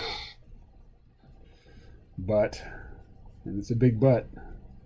Yeah, because you've sort of surveyed the landscape, and you got the meme, but you got the antidote to the meme too. Right. Now, when I said it's a big but, I wanted to go on and say, and to quote the sage Sir Mix-a-Lot, I like big butts, and I cannot lie. You other brothers may deny. Anyway, I won't give it the full. Who was it? Tim Allen, I think, used to. He had a comedy skit where he would just read, as if it were profound poetry, the lyrics to pop songs from the 70s. That was the joke. Treating them seriously, taking them seriously. Alrighty. Well, she's got sparkly things hanging off of her. Alright, back to the sketch layer then.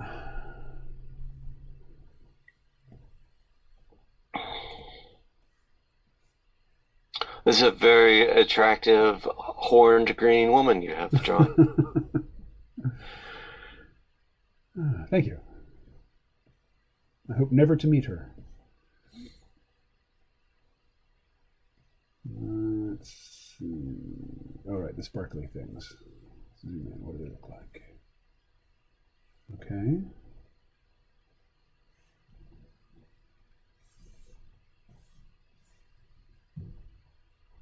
So there's 4 of them.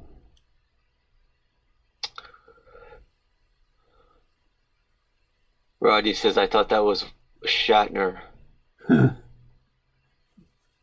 What's happening? Doing the hip-hop readings, I guess. Well, yeah. Shatner's got his own style of doing that, yes. Just speaking the words to songs. Like he did... Ben says, Donald Glover's Weirdo is my favorite stand-up comedy. I used to watch so much stand-up comedy, and I just don't anymore. I will watch any new Netflix special from Dave Chappelle that they want to put on. He's just on fire these days. I did watch at least one of those, and I did enjoy it a lot. I think his most recent one is Sticks and Stones, and it was just brilliant. Oh, and he was deliberately trolling the PC left, trying to, enrage them. And it worked. They were enraged.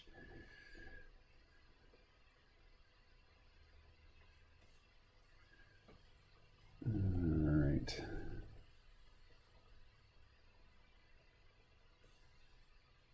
I was thinking that you should if you go back to your public C realm, that you could make it shorter than you're always like so disciplined about an hour long. And I used to really love that. I used to listen to podcasts all the time, but I just don't anymore. And I find that an hour is like long these days. Yeah, I put out 2 free ones already this year, and I plan to do more. And I'm not so disciplined about making them exactly an hour anymore. Now, if they're within 5 minutes of an hour, I'm happy. So 5 minutes over, 5 minutes shy, either's fine. Alrighty. Yeah, I used to work listening to podcasts and ride my bike listening to podcasts and listen to podcasts around the house. And now I basically listen to it around the house a little bit and then ride my bike a little bit. And I find a lot of times I will listen to a show from the time it takes me to ride up to the post office and back, and then not listen to the rest of it. I listen to a lot of audiobooks these days.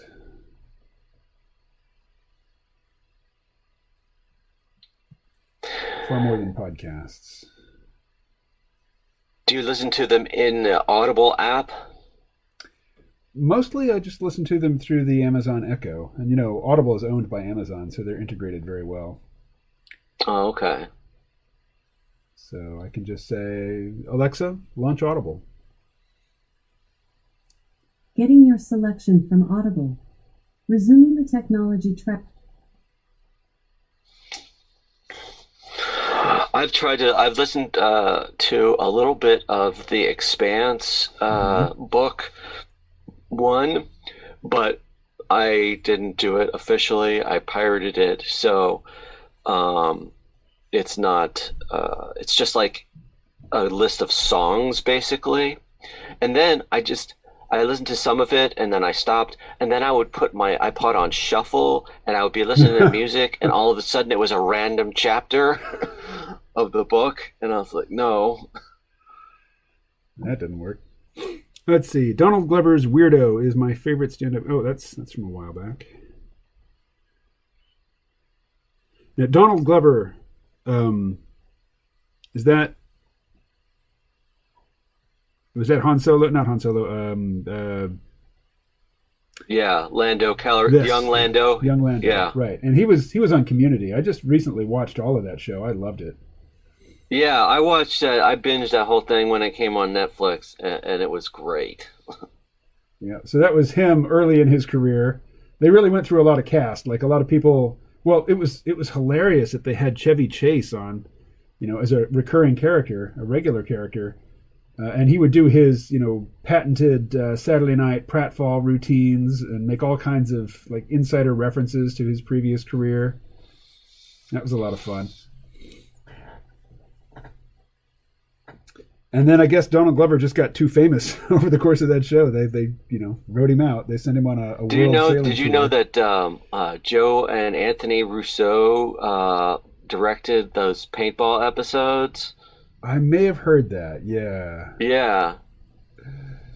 And it was amazing watching Community. There's, the showrunner for Community, Dan Harmon, is the co-showrunner on Rick and Morty. And there's a lot of Rick and Morty in Community. I mean, a lot of stuff. Like there was an episode where they're all sitting around the table and there's a pizza that's been delivered, and they're trying to decide who's going to get up and go get the pizza, and everybody, I think, flips a coin, and each flip of the coin creates a different parallel universe, and then later, characters from the dark universe show up in the regular universe. That's all. I mean, Rick and Morty really goes there, hardcore. That's like the secret sauce of Rick and Morty. And I could see it all getting started in Community.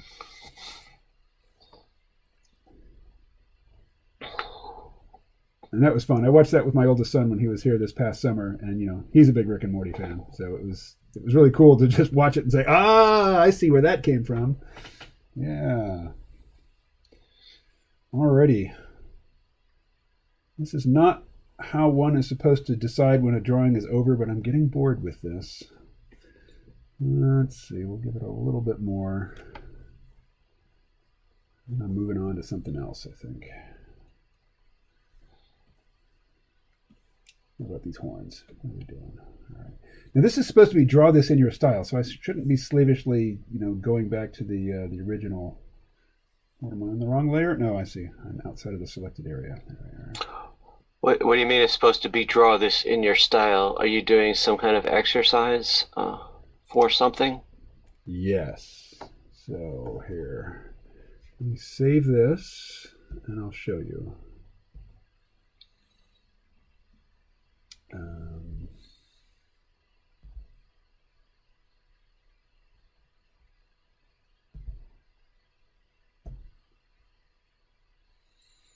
Hey, I think we're far enough into 2021 that I can create a folder for it. And let's get all systematic about it, and we'll say January. Okay, there we are. Have you ever seen, quote, bro rape? I followed Donald Glover at the beginning of YouTube back 2006. Oh my god. Bro rape? No, I'm not familiar with it.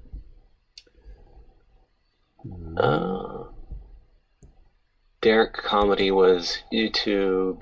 Was on YouTube. It was a sketch comedy. I have never heard of Derek that I know of.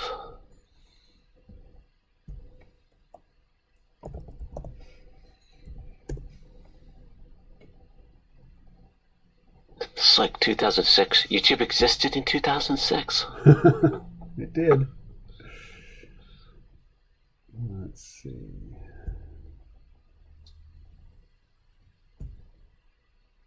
Okay, so this artist, Puranku, I guess it's pronounced, he or she put up this. So DTIYS is draw this in your style. And it's just it's a Instagram or just online, artist thing. You draw a picture and then you issue a DTIYS challenge and get other people to draw it, provide their interpretation of it. So let's go back to, so here's the one that I originally saw, and she's wearing these dark, sort of gossamer sleeve things, but then I see this is the original and they were white, and I chose this one as the reference because it doesn't have the, draw this in your style written across it. But, as I'm scrolling around and gesturing, I'm now remembering, yes, but you can't see me gesture at things because the stream is 45 seconds to 90 seconds behind. But anyway, draw this in your style. That's it's a very common... And then you can look at what other people did, and they can look at what you did. That's kind of a community sort of thing. Cool. Mm-hmm. Let's see. Liz is here.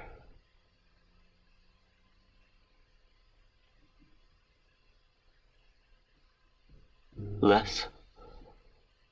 That's Leszek, but yes, we call him Les. Less is more. It's been a while. Let's see here. This was a draw this in your style thing that I did, I guess, back in November. And Anastasia in Red was the original artist. She's very popular. She's got 12.4 thousand followers. And here's her original. You getting stoned there, dude? You smoking weed? Vaping? A lot of horned women here. Yeah. Well, this is Krampus, the Christmas demon.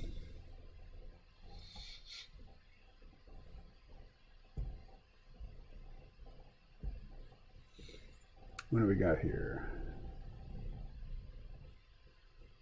Who's Kmo talking to? Parker says, it's me. Oh, cool. First time? Nope.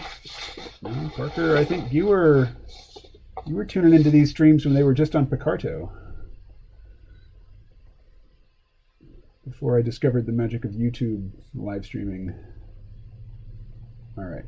I need to get this thing off the drawing surface. And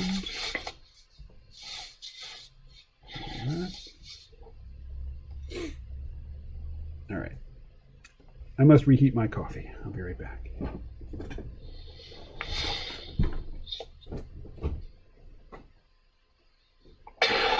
Yep, this is my voice.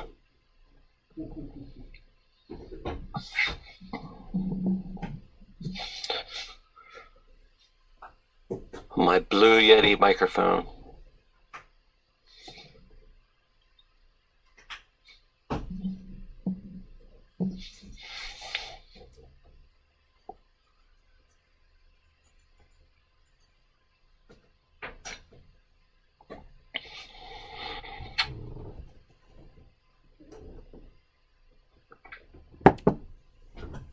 All right, I'm back.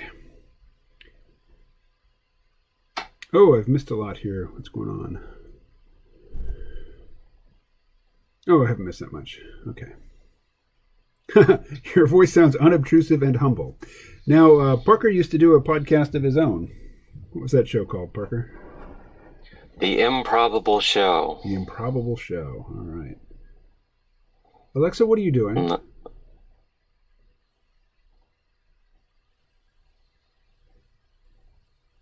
I did 69 episodes back in like 2009, 10, 11, around there. Alexa, stop. All right. And I would talk about my stories of myself a little bit, and I would read experience reports from Arrowwood. Oh, right on. You know, people ask me about psychedelics from time to time, and I just don't have a whole lot to say on the topic. Even though I used to do shows. Yeah, if you have so little to say that I have heard you say that you have little to say on your on your video. Yeah.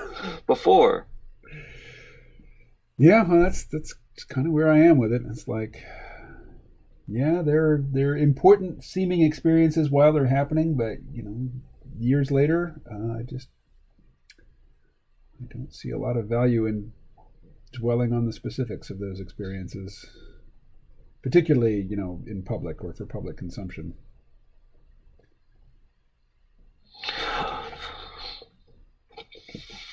It is interesting to watch the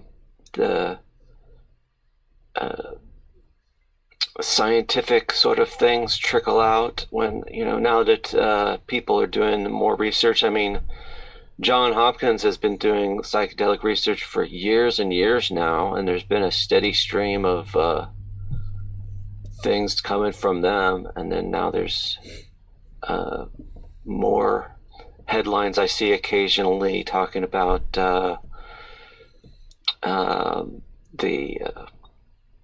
benefits of ketamine with depression. Of course, ketamine is not really a psychedelic. It's sort of a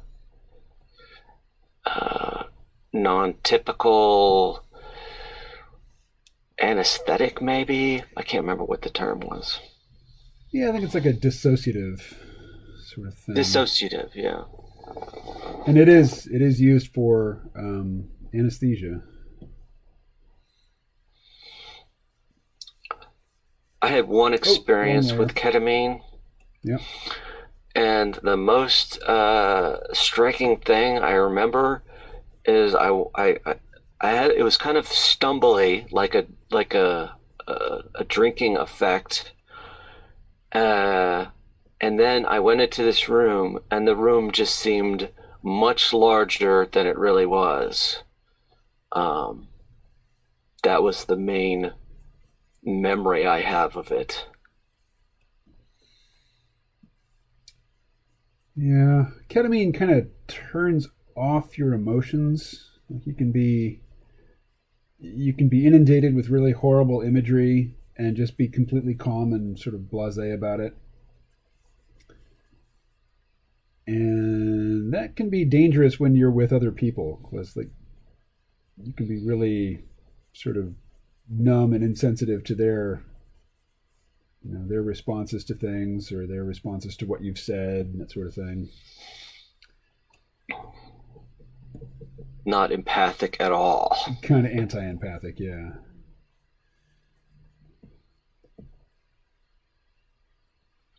Did you ever try salvia? Oh, I have yeah. no desire. Yeah, I have no. The nightmare stories from that sounded at best just odd, and at worst a total nightmare. It can be pretty horrific. It's a pretty dark show, and I sometimes think that's why it's legal in places, because it is so reliably dark that it'll scare people off. I don't think that's intentionally why, but I thought that might be a side effect. Well, why make MDMA illegal? Why really come down hard on MDMA and then leave something like salvia just freely floating and not bothering to make it illegal? Well, there was a big push to make it illegal for a while. I mean, people were posting videos of salvia on YouTube, and state legislatures were, and there was news reports, and they were talking about how it was the next dangerous thing. Well, the DEA has the power to emergency schedule any substance they want to, and then they come to Congress, later in the year for approval.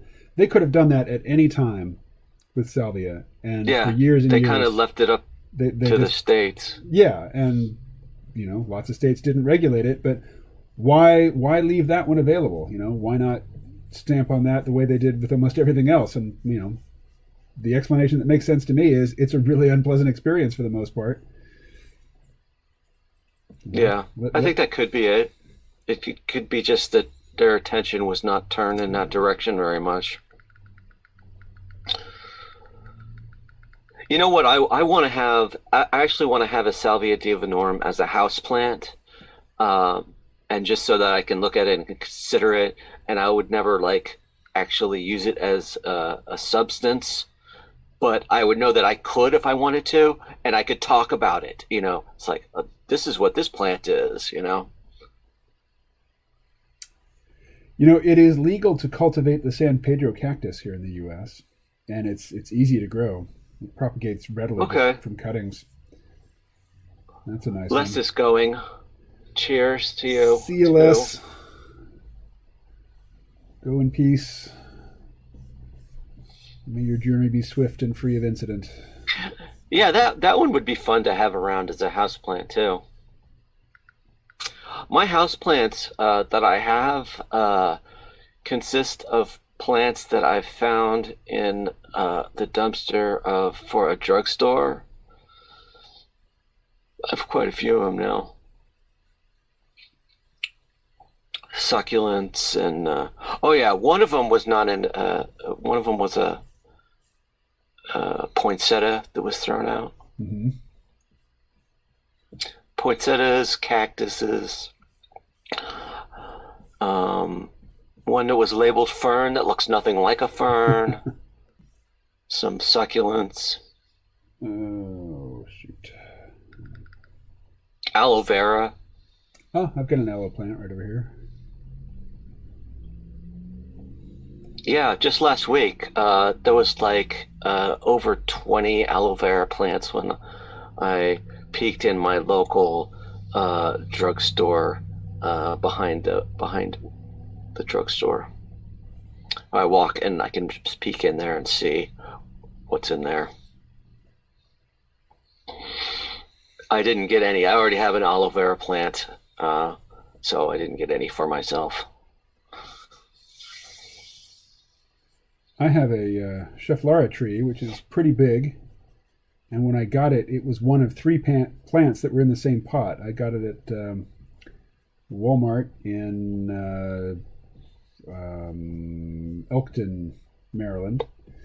And it was a little pot that had an African violet, the Schefflara, and what was the other thing in there? Some other plant. I forget what the other plant was, but the other plant died. And then I separated the African violet and the Schefflara into different pots, and now the Schefflara is like 3 feet tall. It's wow, that's huge. Yeah. Well, this was in 2008, I think, when I got it, so it's an old plant. Ben says, have hops growing at my house. I love the smell of hops. Smells like weed.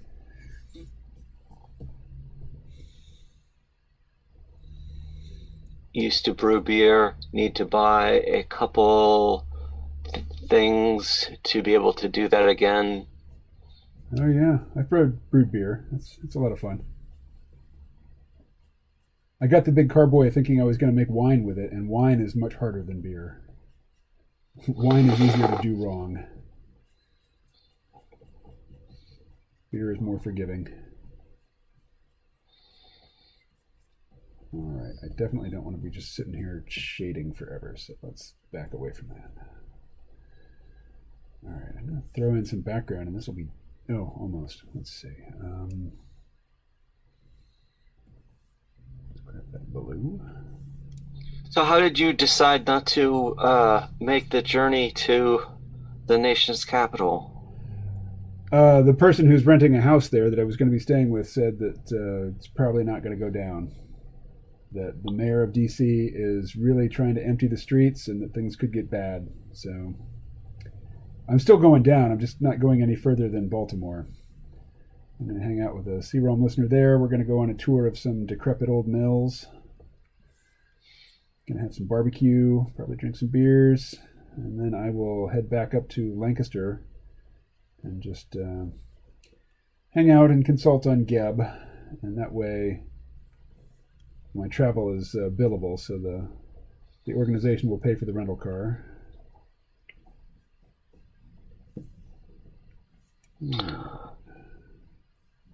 How much is a rental car going for these days? Like $50 a day? Or less than that here. Plus gas? No, it's less here. It might be that much if you rented it in D.C. or New York or something, but I think I'm paying $28 a day.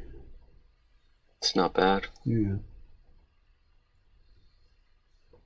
It'll be a little more because I usually accept their offer of the additional, damage waiver on the day of. Let's see.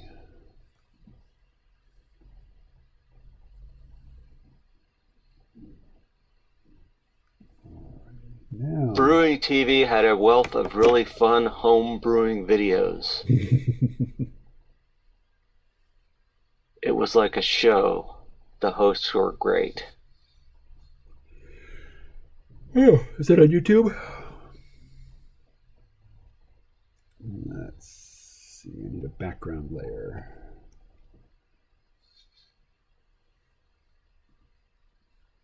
On YouTube.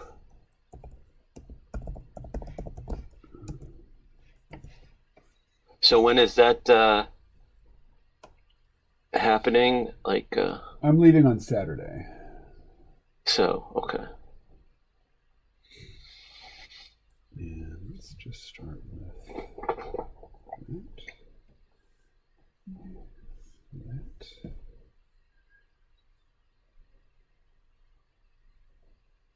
Okay.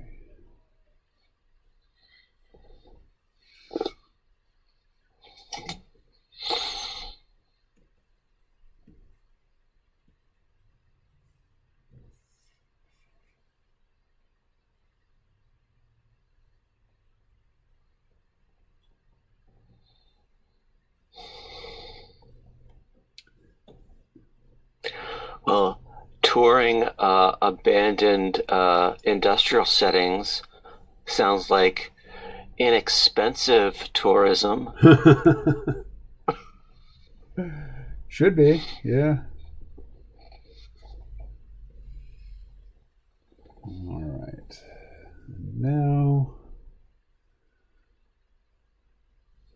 There was one where they had a cool ship, open fermentation,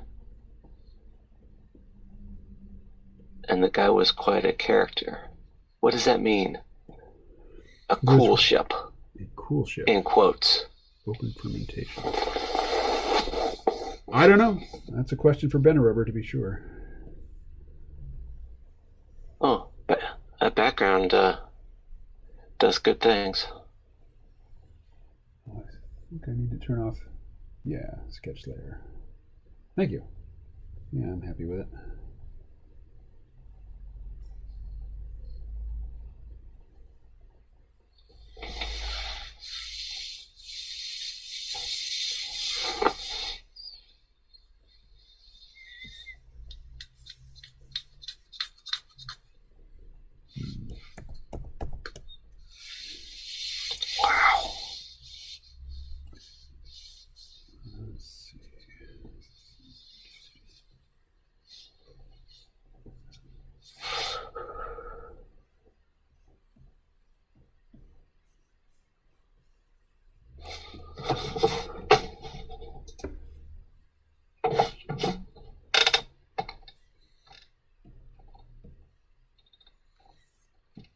All right.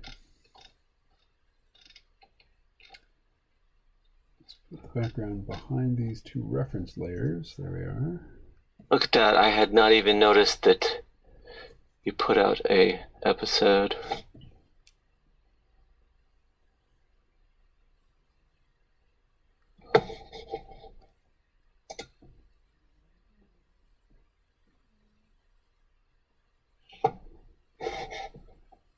Actually, save.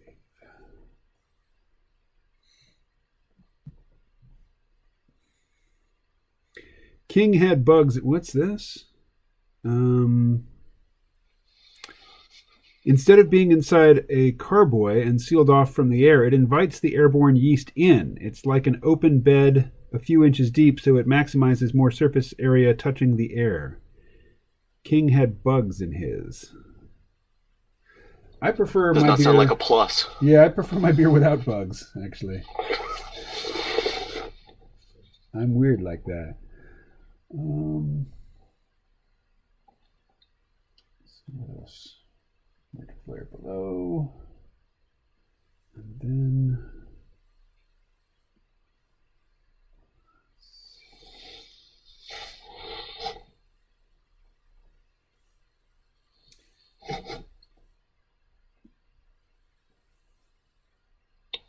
I have no interest in brewing beer, but I do want to head to a beer store, a beer brewing store, to see if I can't fix this setup that my mom has for her SodaStream machine. I need to get a SodaStream. The way to do it economically is to get these aftermarket things and put it on your own CO2 tank. If you do it through the company, it's basically not that much cheaper, or not cheaper at all, than just buying carbonated beverages ready-made.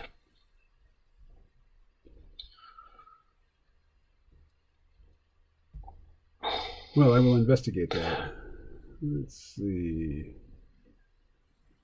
Open. Yeah, but we get the CO2 from like this welding supply store and have an aftermarket thingy that fills it up. But it doesn't seem to fill up the bottles as much as it used to. It's like, why doesn't it? It's kind of a frustrating mystery. So, and since the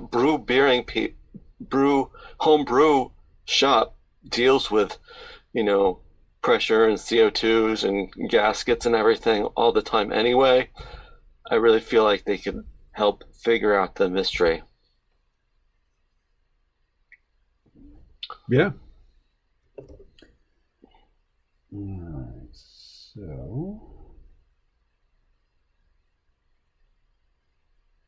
So I'm in Photoshop now, something I almost never do when drawing. But there's some things I can do in Photoshop that I can't do in Clip Studio Paint. Okay, I meant to duplicate that layer, so where's the duplicate?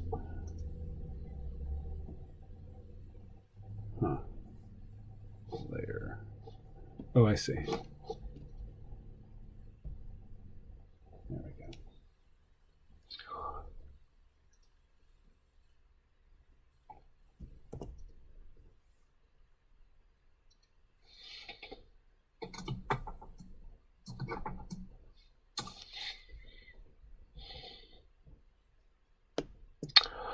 What is your Instagram handle? I think it's KM Optimal.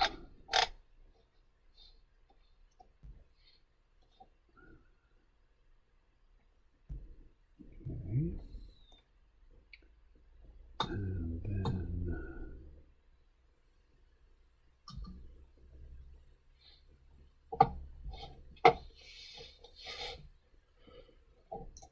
I don't follow hardly anybody on Instagram, but well, I follow loads of people because Rose is my Instagram manager, and she first follows all kinds of accounts, hoping they'll follow back. And then every now and again, I'll comb through all those that she's followed and, unfollow the ones that I don't care about that haven't followed me back. your Instagram manager. Yeah. I would never post to Instagram otherwise. Come on, where is the gradient tool? The thing I use Instagram for is messaging specific people. So talking.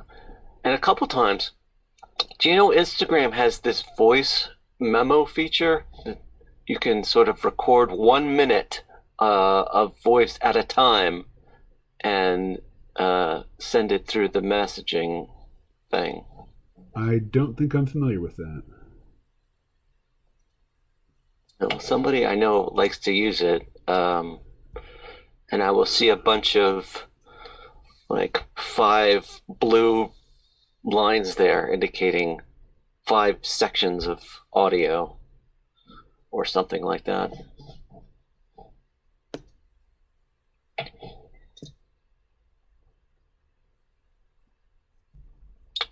It can be frustrating because you realize that it's ended and you were still talking.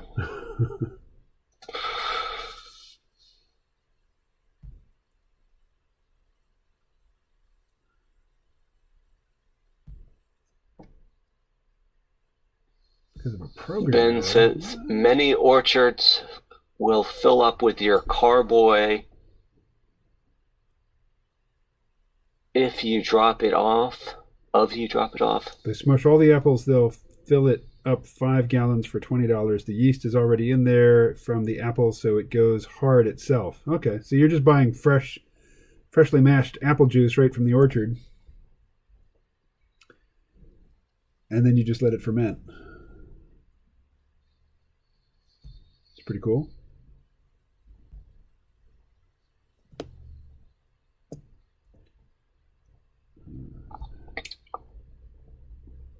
That was the original reason that Johnny Appleseed was spreading apple trees, so I read in Michael Pollan's book. Yeah, because apple trees don't grow true from seed. Those apples were not edible. They were only good for, making apple cider, or more likely, what's the liqueur that you make when you freeze apple cider and everything that isn't alcohol-free? Applejack. That's mainly what it was used for. All right, what am I doing other than forgetting what I'm doing? Adjustments, brightness. Alcohol in media is starting to annoy me. It's like there's always drinking in deep space, drinking for celebration, drinking for despair, drinking for boredom. There's always a drink, no matter what, it seems. Well, I think art imitates life in that respect. People drink. People drink a lot. Here we go.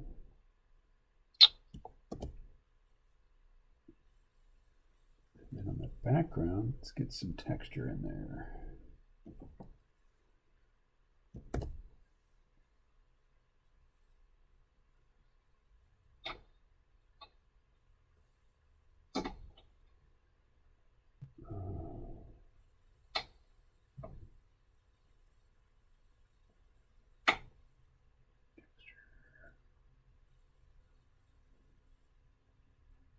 Yeah, Mad Men was alcoholic happy, but Mad Men was more plausible than, say, Battlestar Galactica. Is there a lot of drinking in? Oh, there sure was a lot of drinking in Battlestar Galactica. Yeah. Yeah. Gosh, how could I forget? They were definitely booze hounds on that show. They did not run out of booze. Now, they did a few episodes where they tried to address the fact, like just how much of their own food and supplies they were going to have to make. And it was a really, daunting number. And then they just kind of let that fade. Yeah. It's like one guy had like a little distill set up or something. And then, oh yeah, all we're really eating is algae. Algae all day, every day. Yeah, they just sort of hand-waved it away with, oh yeah, Galactica can synthesize all the food the fleet needs. We'll just leave it at that.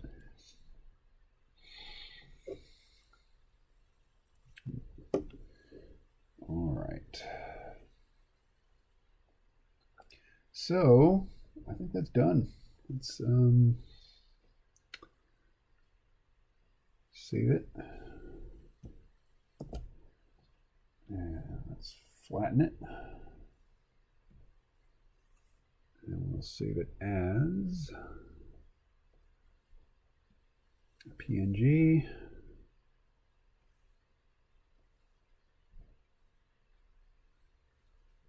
All right.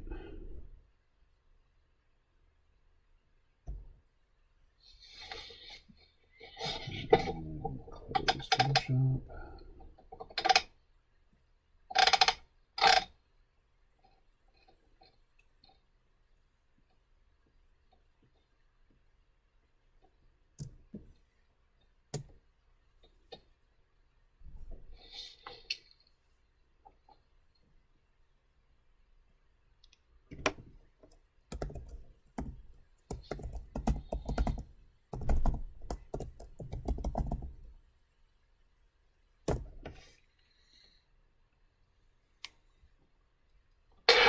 The other thing about alcohol in media is that generally the actors and actresses are way more high functioning while drinking than they would be, really. Right. Particularly like fighter pilots. The Viper pilots from Battlestar Galactica. Uh-huh. You can't live, like Charles Bukowski and then just jump into the cockpit of this high-tech aircraft and go, do dogfights for your life every day. That's not going to work out. No. Let's see. Ben Ripper says, Voxer was popular for a bit when my wife went to Ithaca College. It's like a walkie-talkie like that where you just talk into it instead of text. Was nice. Then it faded out of use somehow. Voxer, huh? I can imagine that would be a nice thing sometimes, but then when you're around people, for a while we had the Nextel thing happen where people had this push to talk, and it became annoying. People, hearing it and just like beeping, and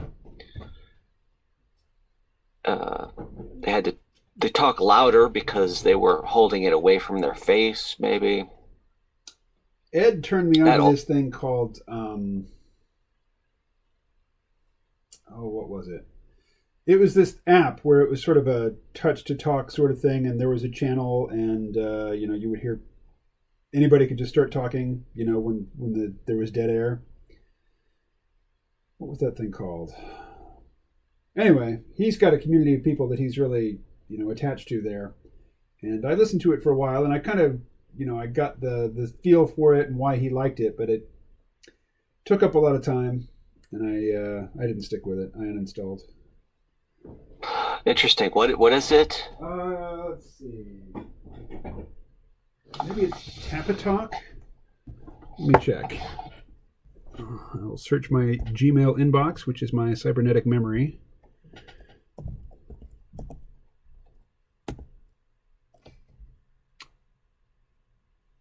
Yeah, I think it is Tapatalk. Tapatalk.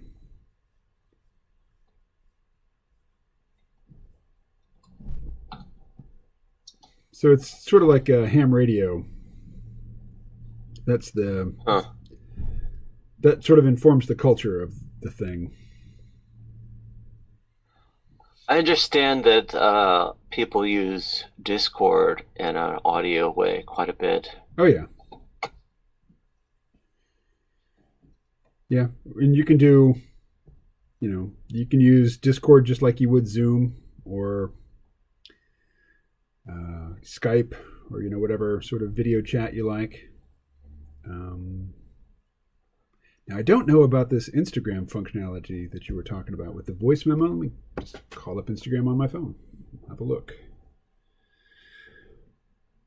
I'm getting distracted. I should draw something else in the remaining half hour. Yeah. Let's see. Just staring at the face of my phone. What was I going to do? Yes, Instagram. So, voice memo, you said. Yeah. Basically, it's just a little microphone at the bottom of where you would enter text for a message. There's in the messenger function. Okay. So I need to pick somebody. You pick somebody, and you see there's a little icon of a landscape, and then an icon of a microphone. And what's your Instagram handle again? What is it? I don't even know.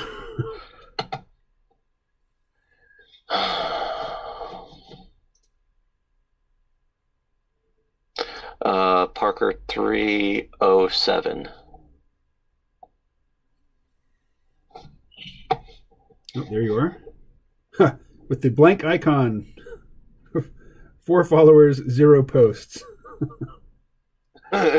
Yep, that's me. Heavy user, huh? All right, here. Hey, man, I'm sending you a voice message on Instagram.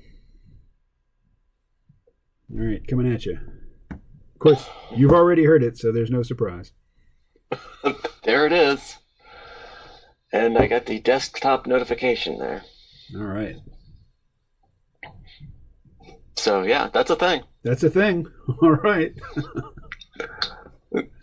How will I incorporate that into my life? We'll see. We shall see. But for the moment... Get to drawing. Yeah, let's pop back over to Fresco. Just do some loose, playful stuff.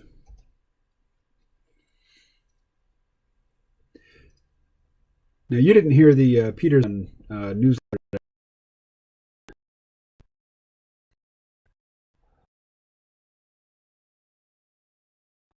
I'd read some of it. Oh. Let's see. I linked to it.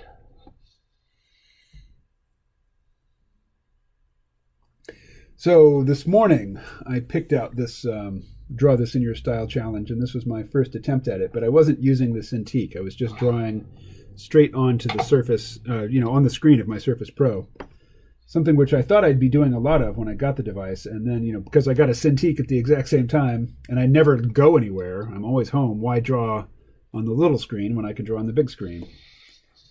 But this is my first attempt at the lady with the big horns. All right, so let's do something else. It came out well. Thank you. Start with black, always popular. And play around with some effects.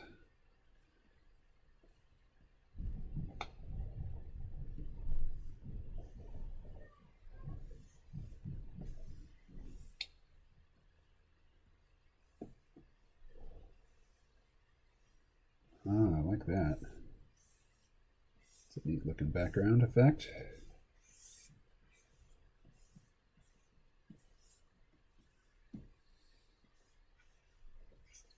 I guess depending on the circumstances, audio messages can be fun and personal, or they can be drawn out and a drag because it's so much longer oftentimes than just reading it in text form.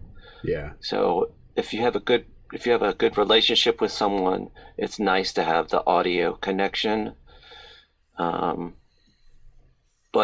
time consuming sometimes, I guess. Hence why people don't, give or listen to like phone messages much, it seems, anymore. Oh, I hate voicemail. I don't even check it. So. I never even set mine up. And somebody still is like, "Oh, I left a voice." I don't know how to check it. Yeah. All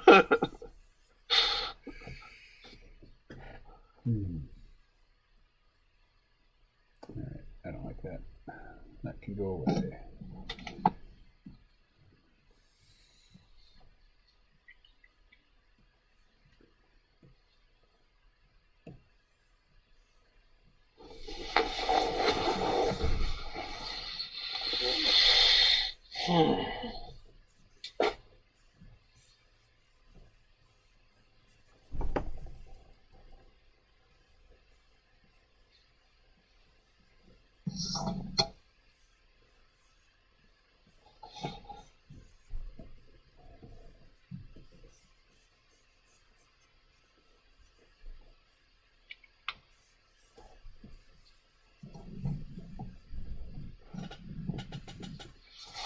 I don't like that either. Ben says, my friend with Down syndrome says, make sure you check your voicemail in the voicemail he leaves.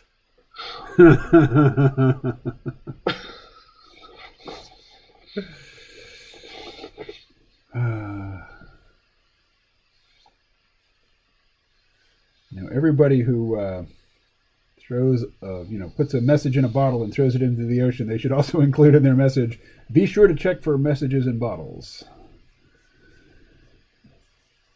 Alrighty.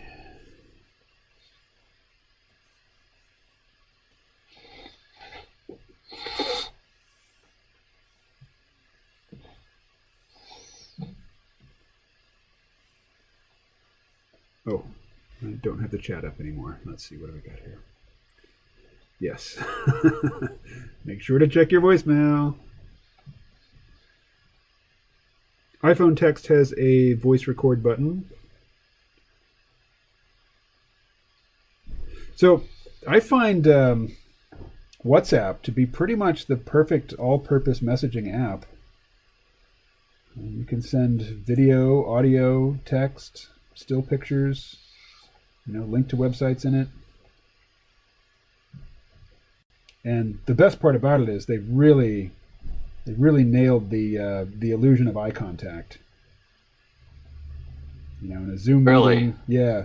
If you're on Zoom, you're clearly not looking somebody in the eye. But if you're on WhatsApp, it has that appearance of looking right into the eyes of the person you're talking to. Huh. Is that just because it's a phone app? Well, I think basically. I think that was, intentional. That it was designed to achieve that. Okay. But it feels a lot more personal than Zoom does, for sure.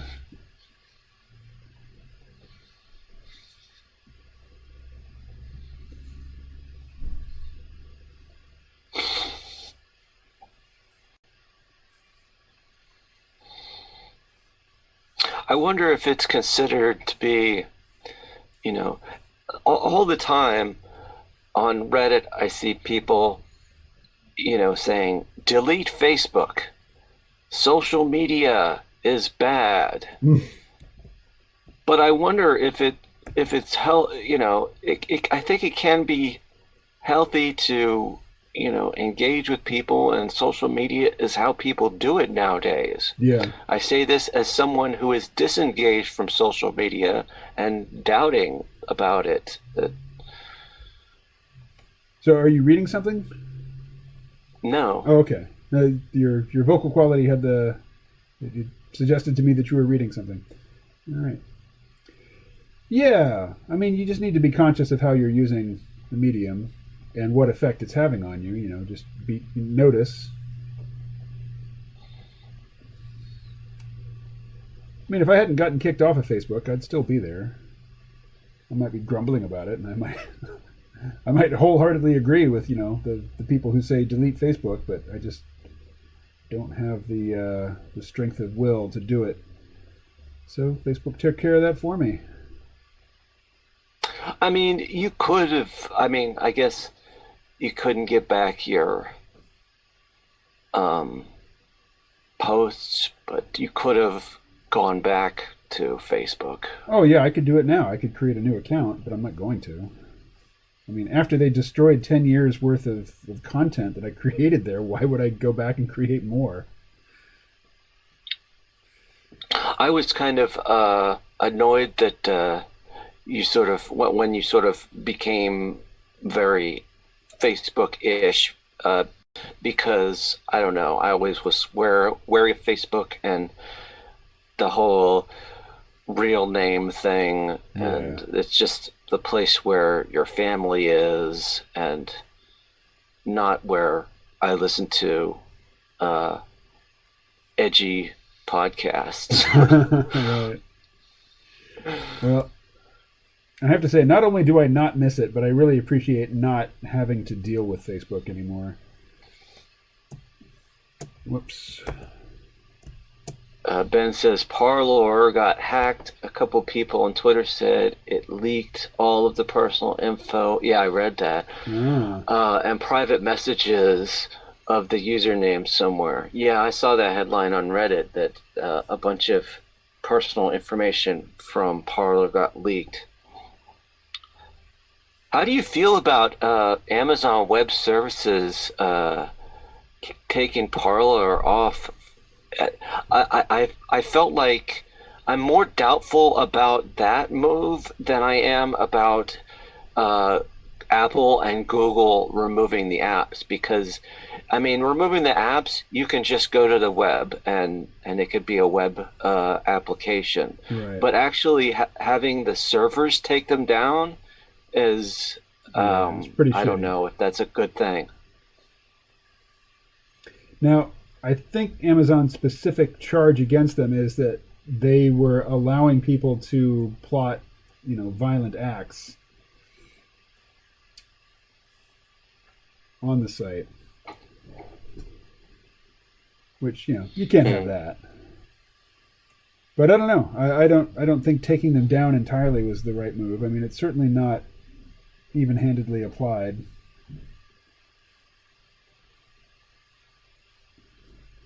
Yeah, I'm very wary about all this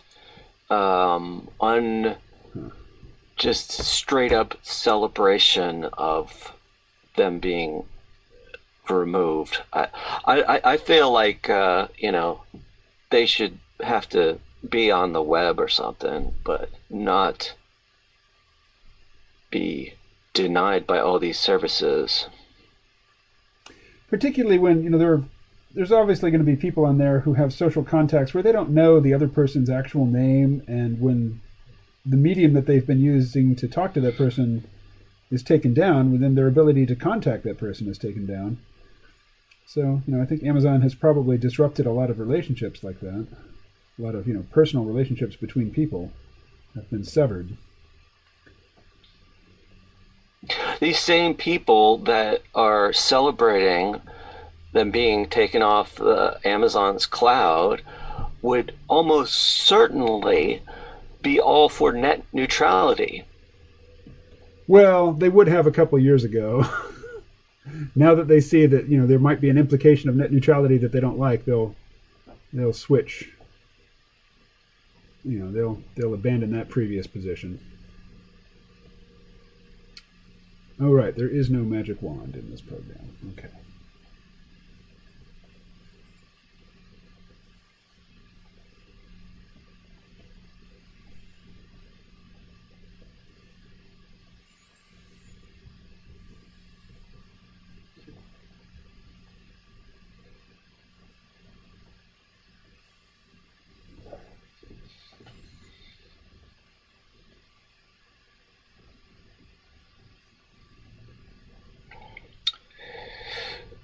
Ben says they feel they're doing it in the name of health and safety. Sager, who's Sager? Sager and Jetty, he's one of the co-hosts of Rising. Oh, okay. Was saying that the users violated even Parler's terms of service. Yeah, I saw that segment. I don't know, but it's like now that Amazon Web Services has taken down them, you know, there will be calls now that they can, you know, it's a thing that can be done. There are going to be continuing calls to take down other things. That was Sager's point, was this will come back, you know, if you're gleeful that your opponents have been censored, you know, look out, karma's a bitch, you're going to get yours. You know, if these bannings and punishments are delivered in a very haphazard sort of ad hoc style, then it's coming for you eventually. If you're in any way, you know, not towing a very mainstream narrative, then you're going to get yours. Just you wait. I don't know. On the other hand, I heard about this. I can't remember if it was a podcast or a show, but it was talking about the Ukraine's fight against disinformation against Russia, and the case that it made for actually cutting off media sources from Russia seemed strong to me. And made me think, okay, I can understand why free speech can be overridden in this situation, which is rare for me. Yeah, I tend to default to free speech for sure. Free speech absolutism.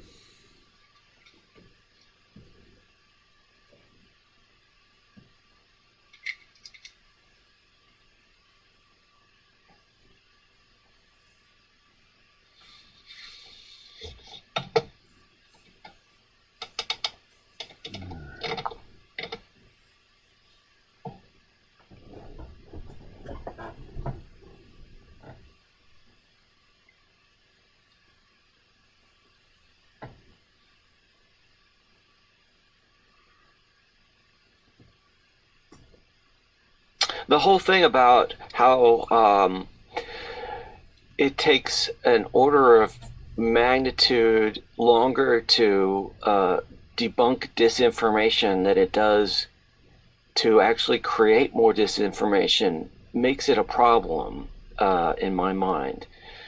It's like the usual answer is like, if there's bad speech, just have more speech. Right. But, you know, it's like, I think of the arguments involving global warming online. It's like one person can just throw out something, and then the person you're trying to argue against them. Okay, well, you got to go find the sources. You got to go figure out where the sources can counter it, and then you sort of do the work to assemble a counter argument, and then you put that as a counter argument, and then just boom, they're onto something else. Right. And it doesn't, you know, and they're just like immediate, you know, and how do you deal with that, and how do you not get overwhelmed? There's only so much space and time in people's heads, so it's not like it's you can be like, well, you just got to have more talk, because there's a limited mental bandwidth that you're dealing with. Watch any episode of the Joe Rogan Experience when he has Alex Jones on, because Alex Jones does exactly that. He'll, in his rant, he'll throw out 15 or more just unsupported assertions, and Joe's always just saying, stop talking. You go back. Here's this thing that you said like 5 assertions ago. Let's dwell on this. Let's get this. Let's examine this on its own. And that's not how Alex operates. Yeah, and that style is just so familiar in comment section debates, I think, and even personal discussions with people that have strong, fringy political beliefs. It's like, yeah, but another topic entirely. What about that? Yeah, but another topic entirely. What about that?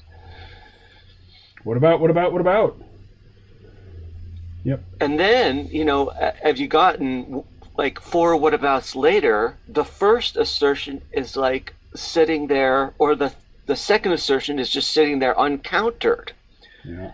And maybe that is sort of the message that, lodges in gets communicated, that was, and it was never able to be countered because of the onslaught of new things. Yep. So there's a name for that style of presentation. I think it's Gish Galop. Right. And I remember one person accused Sam Harris of employing that style, and then in the next few days there was a million other left-wing commentators who used that exact same charge.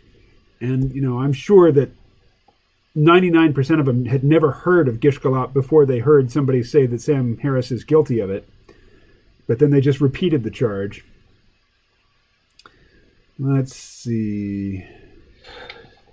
What I want to hear is, I want to hear good faith people from various sides having a dialogue with each other, and sort of hearing novel ways that they can interact and communicate. That's what I would like to, hear in a show, a podcast, a program. You are bummed out about the lack of intellectual honesty and good faith communication. Yeah, I'm with you.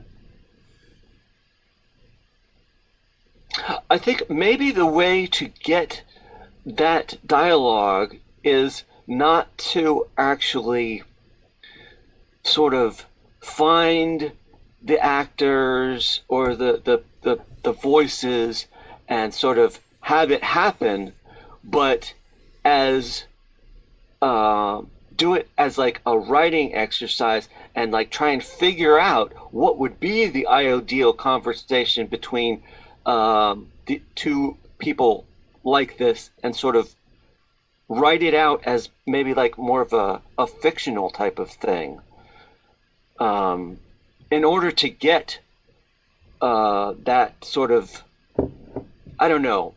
Am I making sense to you? I'm not following your current point, no.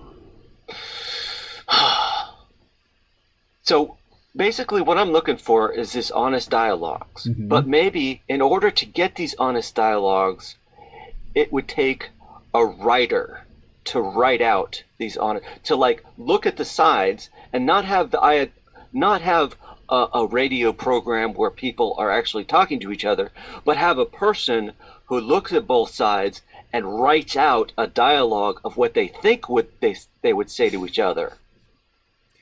You know who's famous for that? Who? Plato. Plato. I like that guy. That was his method. You know, Socrates didn't read or write, so we don't know what he actually had to say. We just know what Plato put into his mouth. Let's see. Huh. Of course, and then I would want to take that dialogue that is written by a writer and then sort of hand it to the people of both sides and say, what do you think of this? Is this what you would have said, you know? Yeah. I wish that the Steel Man methodology would be more widely acknowledged and adapted. You know, the idea that you're going to present your opponent's argument in the strongest possible fashion before you begin to tear it down. If possible, make a stronger case for it than they themselves do. And then attack that steel man case rather than the straw man case, which is, you know, what most people do. Is they... Well, it seems sometimes it's lucky, the straw man is sort of misinterpreting and mischaracterizing the other side. Deliberately so. The straw man deliberately, almost, you know, misrepresents the opponent's position.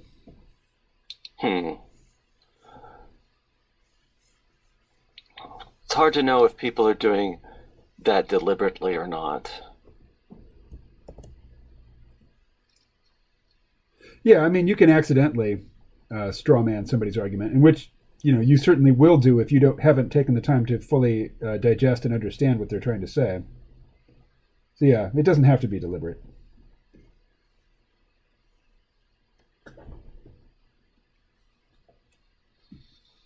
I think of my niece's husband, fan of Charlie Kirk, and he believes what he's saying about the left and the liberals, even though it seems totally wrong to me. It's funny, I just heard of Charlie Kirk for the first time earlier today on Twitter. So it's strange to hear you mention him later in the same day. Ooh, my niece's new husband basically worships the guy. And other than just being basically conservative, socially conservative, what's his, you know, what's Charlie Kirk's identifying shtick? What's he do? He's like an activist he's trying to work on college campuses and get more people conservative in college campuses. That's a steep hill to climb. He's very pro-Trump, but he's on the populist side. I was listening to him some, and he said, "Well, look, the corporations are with the government and they're against you." And I'm like, the left would agree with you there. That's a place where, so of course, the right anti-corporatism is more focused on tech companies, whereas the left's anti-corporatism could be, Monsanto or the banks. But there was an interesting crossover there. But he's more populist, anti-Wall Street, Trumpist sort of position. I want to go back to him now because it's interesting to see where all of the right-leaning voices are going to fall at this point in time, and what their new line is going to be. Of course, it's going to be that Biden is the ultimate evil and terrible, and we should all just focus on that continuously. But it's going to take at least a few weeks for that to take shape. Yeah.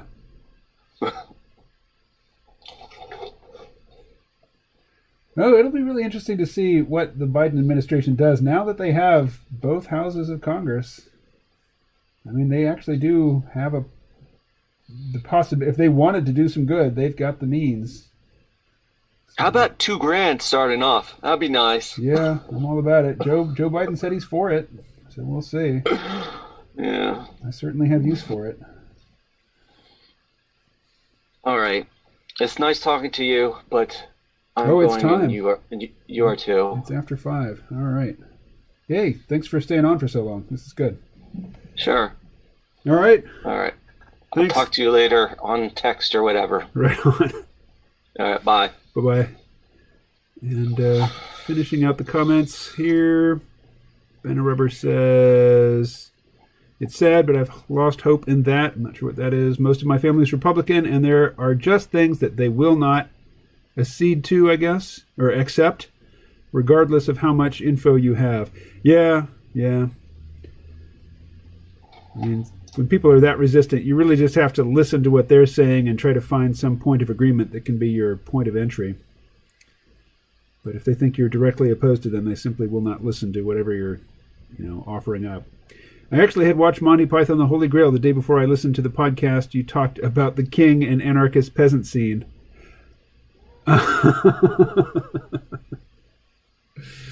Toodle. Later. All right, that is it.